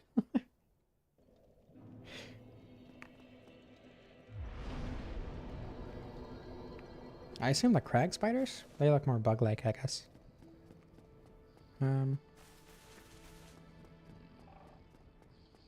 Yeah, not the leeches. Like the weird fire spider enemies. The ones that look like they kind of have the same condition as these, or as Ceaseless Discharge.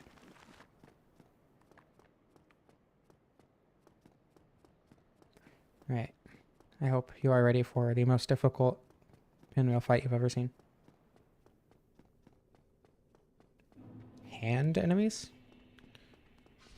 The red ones. That use the fire whip tongue thing.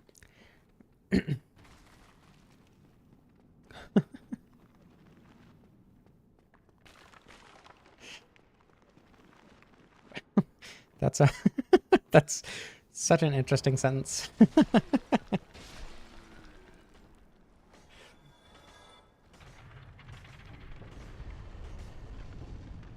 I don't think I like that sentence. I don't know if being pancaked... I don't know exactly what being pancaked from behind means, but if it makes you fart, probably not a great experience.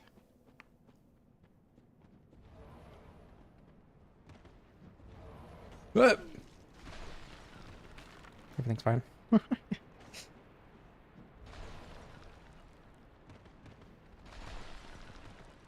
These wisps are so annoying. I've died to them multiple times because I tried to heal after that drop. And I didn't roll away far enough.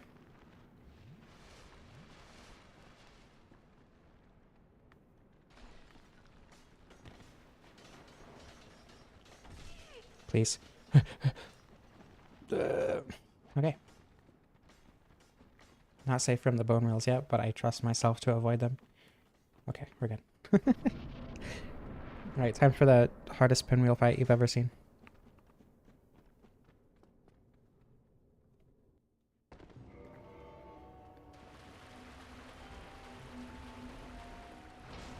You know, honestly, why did it use the flamethrower? If it had used anything other than the flamethrower, I would have been fine. Pinwheel fun facts? It's 3 people. It's 3 people under a cloak. And presumably, they're trying to copy Nito. But, I don't know. I don't know the lore of them. Pardon me? A rip stream? What happened to the stream? Is it because I died to Pinwheel? Restart save file. Pinwheel's a hard fight if you don't do enough damage. Like, soul level 1 Pinwheel is actually pretty rough. It's the second phase. A Pinwheel? It makes it spawn. They have a punch attack? Bone wheels have a punch attack. Oh my god. Speaking of rare attacks, I've never seen that before in my life. Anyway, second phase Pinwheel. He just spawns like 8 guys. 8 clones, and it's really, really difficult. If you don't do very much damage at least.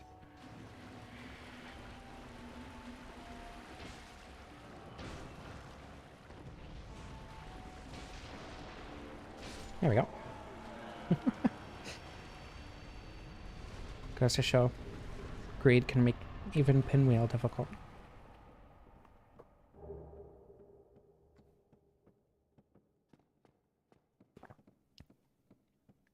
There are a lot of bosses that like don't telegraph a second phase, but definitely have a second phase. Pinwheel's gonna be demon, for instance. That's all I can think of off the top of my head.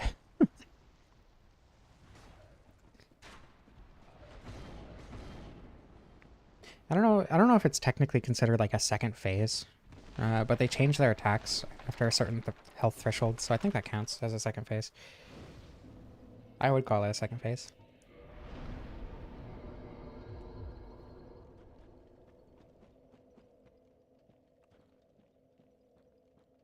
You know, the tragic thing is, I did the DLC before fighting Seath, but I didn't save Seath in the DLC, so we're not going to get the unique cutscene.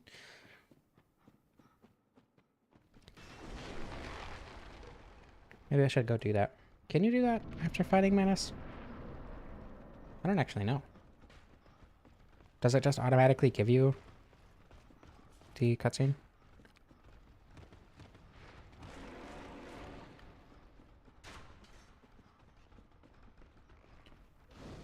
Oh.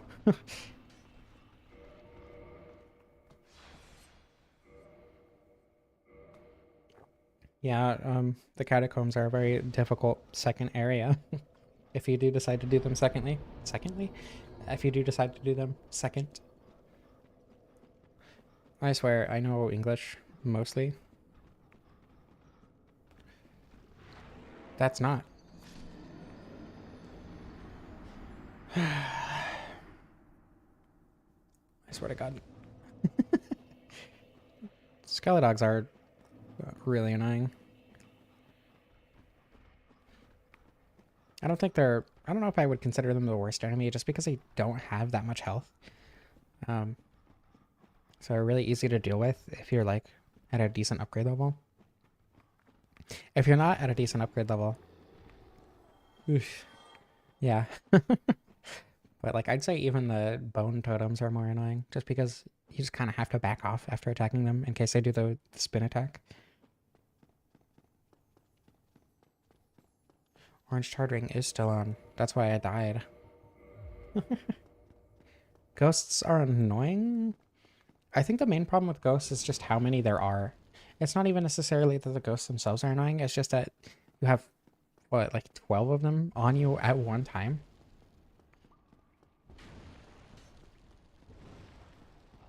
What are my thoughts on... personally, I really like... I think has a very interesting, diverse, and subversive. And that's why I really like... I hope that answer suffices.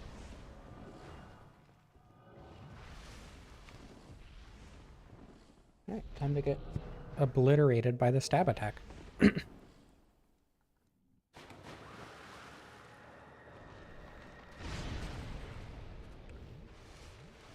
Gaming.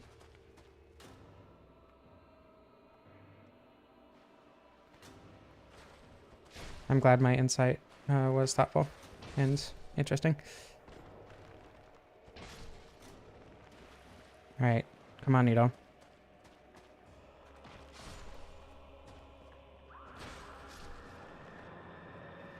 I meant to press the button.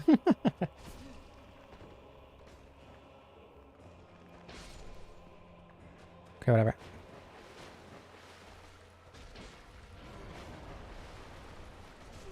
Ouch. No. No! Please. What? Why were you there? Okay. That skeleton was a jerk.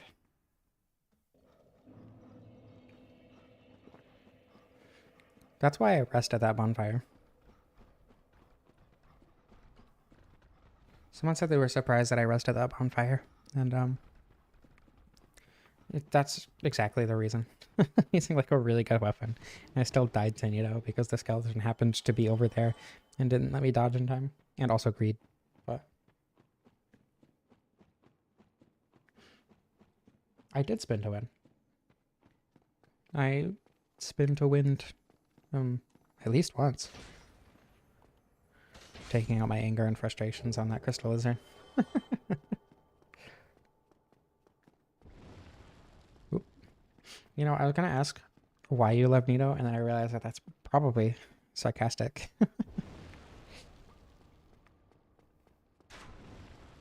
Pardon me.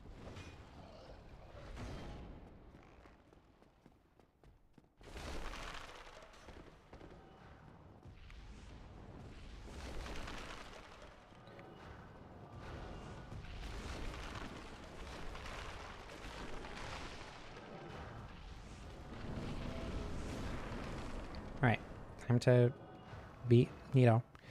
Second try. Wow, really? Again?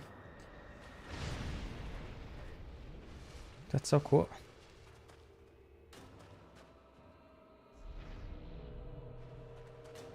I think you can with a straight sword, someone said. I don't think you can do it with any weapon, though. Okay. I was in a predicament. Stop!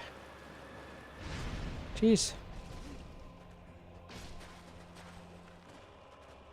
Why? Dodging is rude. Get out of here. Why?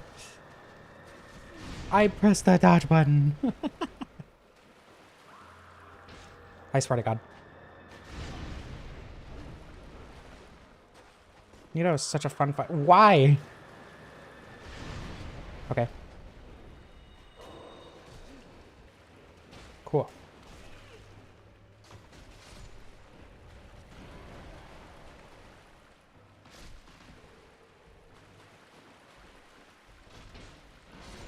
I think that skeleton just tried to parry me.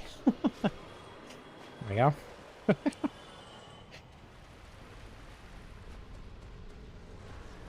I've had it used so much more than that.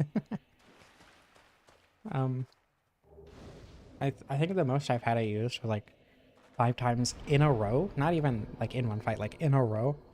It was so much fun.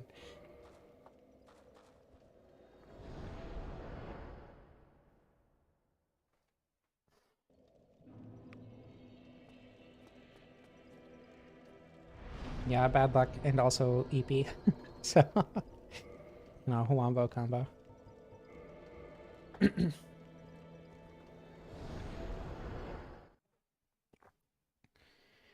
But we only have 3 bosses left, so it'll be over soon.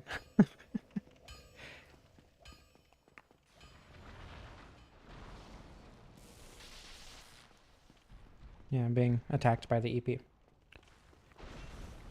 That's a great question. I don't understand why I'm tired all the time. I mean, like I sleep a good amount. The sleep I have feels restful. I had caffeine today. It's just like I'm always tired and I don't know why and I don't know what to do about it. I need to get the goddamn crust of Artorias.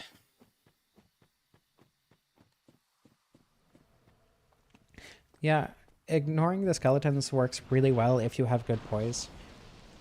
I mean, assuming you lure him away from the big skeletons.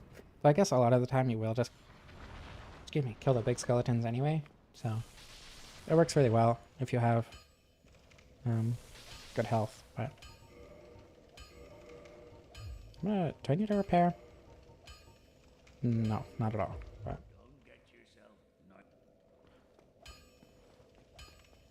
I would do a Joker impression to make that joke funnier. However, I don't do a good Joker impression, and it would just be embarrassing. No! Rude. Jeez. I do think the Gargoyle Halberd is better than the Black Knight Halberd. I'm enjoying it more.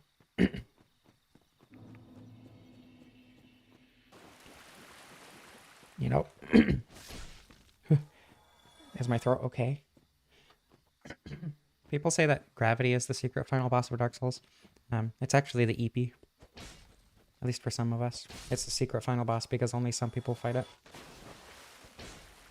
I'm sure I will eventually. Like, maybe not as much on stream. There are a couple runs that I want to do in other games.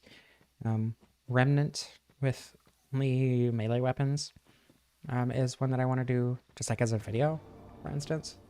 But there aren't many games that make me want to do challenge runs and have the ability to do so many different diverse challenge runs that this game has. So yes, I will be doing challenge runs in other games. Whether or not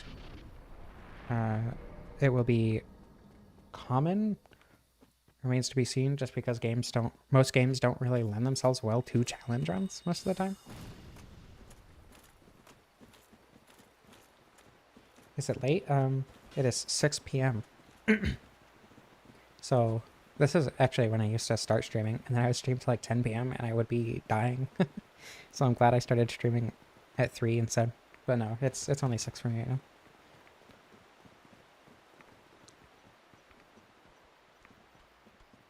I've done Remnant melee only before, up to the Dreamer, but I don't think I ever beat the Dreamer. It was really fun. But it was also, I don't know, it was different.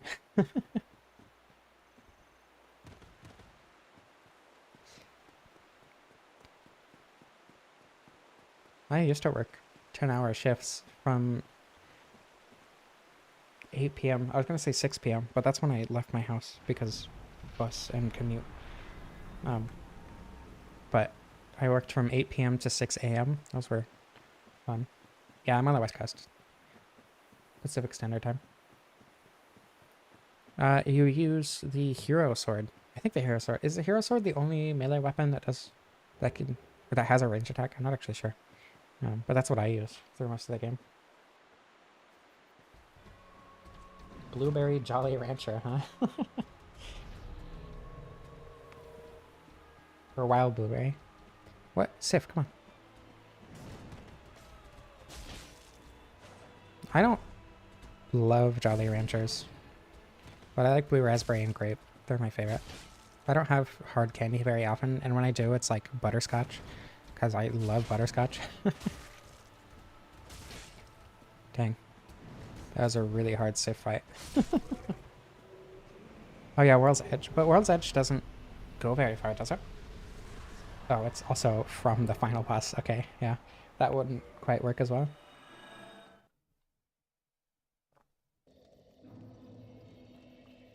Yeah, I know that like the spear has a ranged melee attack.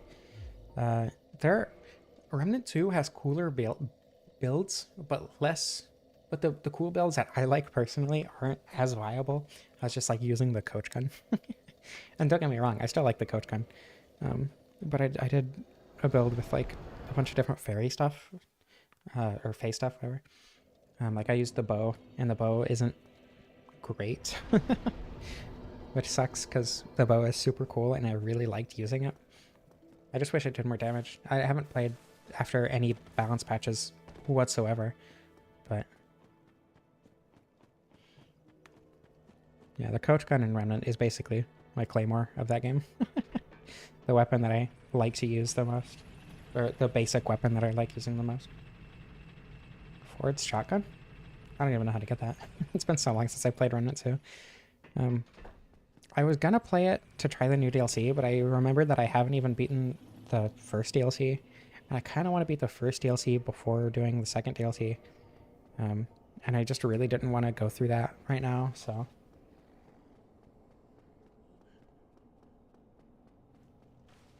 Bottom feeder mutation? I don't even know what that means.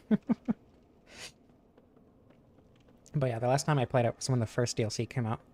And I played for like a couple hours. And then just kind of gave up. The bean rifle. I like beans. Baked beans. Refried beans. Beans are good. When you can shoot them out of a gun, that's even better. The bean rifle is a fun weapon though. I have a couple of friends who really want to play the Remnant DLC with me. But I just fell off of Remnant 2 really hard. I don't know why. Because I really liked the first game. I have nearly 100 hours in the first game.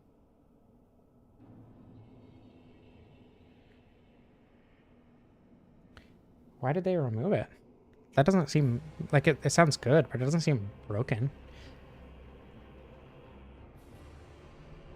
I don't know. Maybe it was.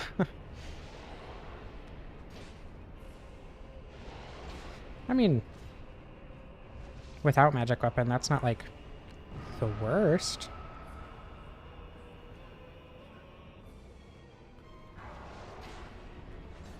Oh, but they're resistant to magic, aren't they? I don't know. Probably won't be too bad.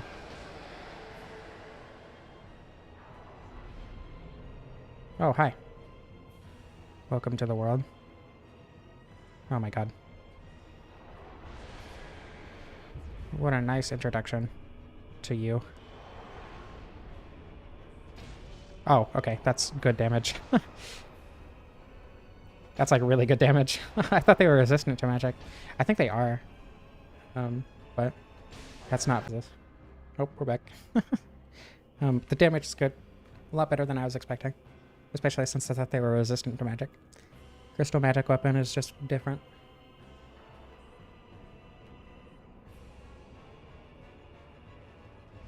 Oh, good. Gotta do this without lingering. I should have taken off the goob ring. What am I doing? I say the goob ring isn't as good as people say, and then I just leave it on during instances when I should definitely take it off. Oh well.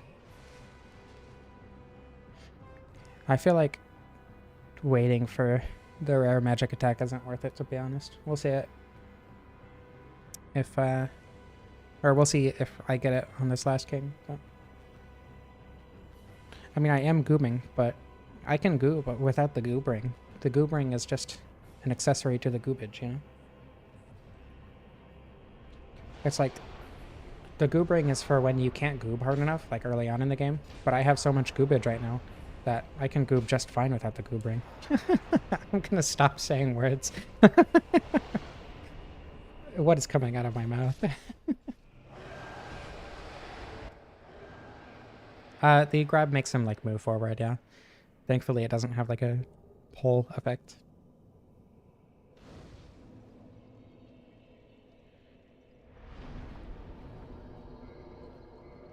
Someone should clip that sentence, the goob sentence.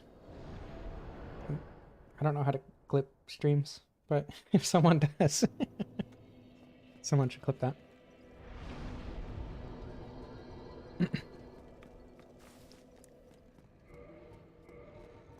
I don't even think I have any other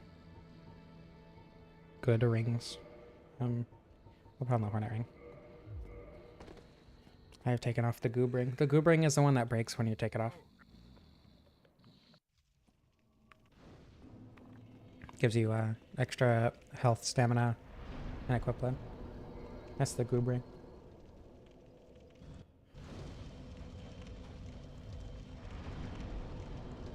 Do I still fast roll? I do not. Oop, wait, I gotta keep that on. My bad. There we go. True gargoyle cosplay. I wonder. Will this make me mid-roll? Yeah. Darn. No gargoyle cosplay. Not the full one, anyway.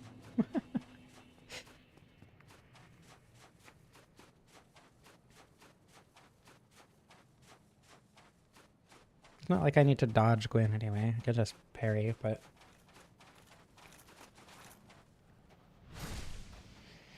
You know, I was kind of hoping that would be a little bit higher, but I guess it kind of makes sense.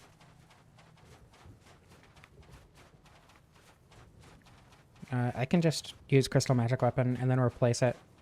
Replace the Catalyst with the Tail Axe. That's fine. I can still do the Gargoyle cosplay for the Gwyn fight. Oh, but the shield. The shield would probably make me mid-roll. It's fine. It's worth it. Do I have the stats for the shield? I don't even know what the shield needs. I don't think I've ever used a Gargoyle shield in my life. Though, if I had the shield, then the tail axe wouldn't actually be on my back. So, the shield is just an accessory. It's fine. It's not actually part of the cosplay.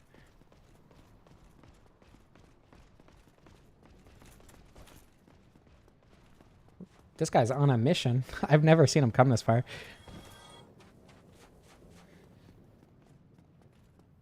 little extra goop never hurt. That is true. But sometimes you just don't need that much goobage. And sometimes replacing the goobage with other things, it's just better. Yeah, this guy despawns. I forgot about that. Let's see. How heavy is the catalyst compared to the axe? This might still make me... Oh wait, but if it's on my back, then I can't even parry. Darn it. Oh well.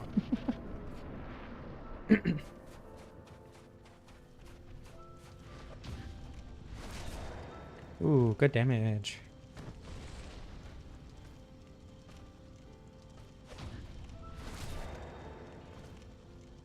That's the kind of damage I like to see.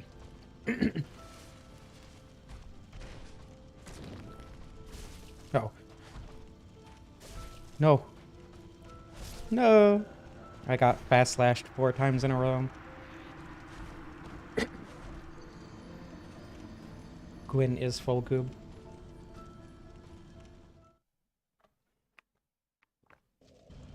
That sure is a sentence.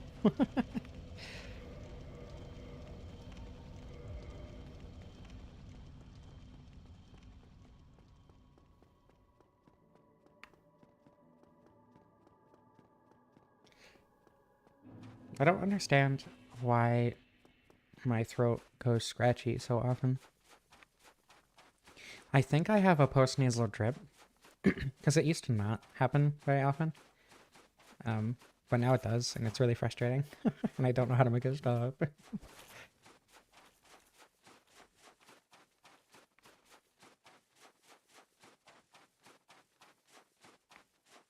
I mean, I drink a lot of water, but that doesn't seem to help for very long. For context, over the course of this stream, I have drank half a gallon of water. So it's not like I don't drink enough water. Just dehydrate myself. If you don't drink water, the mucus can't replace itself.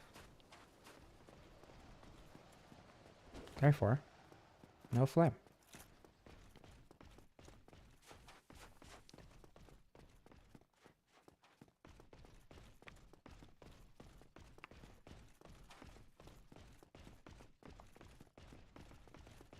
Pardon me.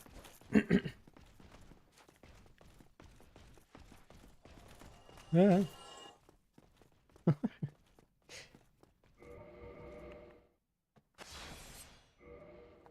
Alright, this is the one.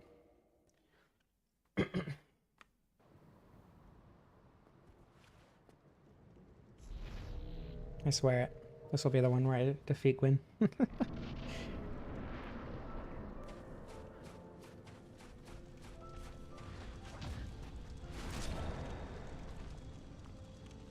As long as he doesn't fast slash, anyway.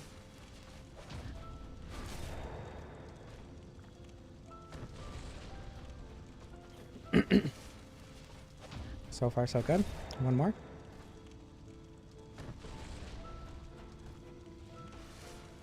Nice. Easy game. Dark Souls. I thought Dark Souls was supposed to be hard. Something, 700 hours in the game. Yeah. So in conclusion, the Gargoyle's Halberd is very good. I would say it's probably better than Black Knight Halberd. And if you use an actually good weapon buff and also level strength and dex, it probably ends up being much better in the DLC. Like using Sunlight Blade or whatever. Sunlight Blade or Dark Moon Blade, that's the word. The first one? Oh, first Gwyn one. You know, Dark Souls 3 canonized that these guys have bodies, and I hate it so much. I hate what they look like in Dark Souls 3. Oh, the fist run. No, incorrect. Clean, plain plan, indeed. Yeah. Thank you all for watching. I want to see what damage it does to the Asylum Demon, actually. I think that would be funny.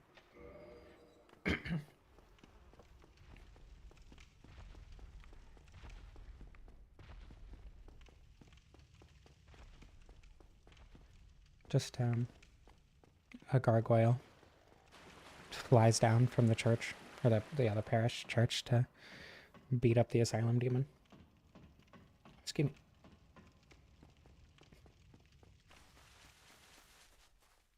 Oh, I forgot, getting the credits doesn't actually count as, like, resting. So, it doesn't restore your weapon buffs. Jesus. Why?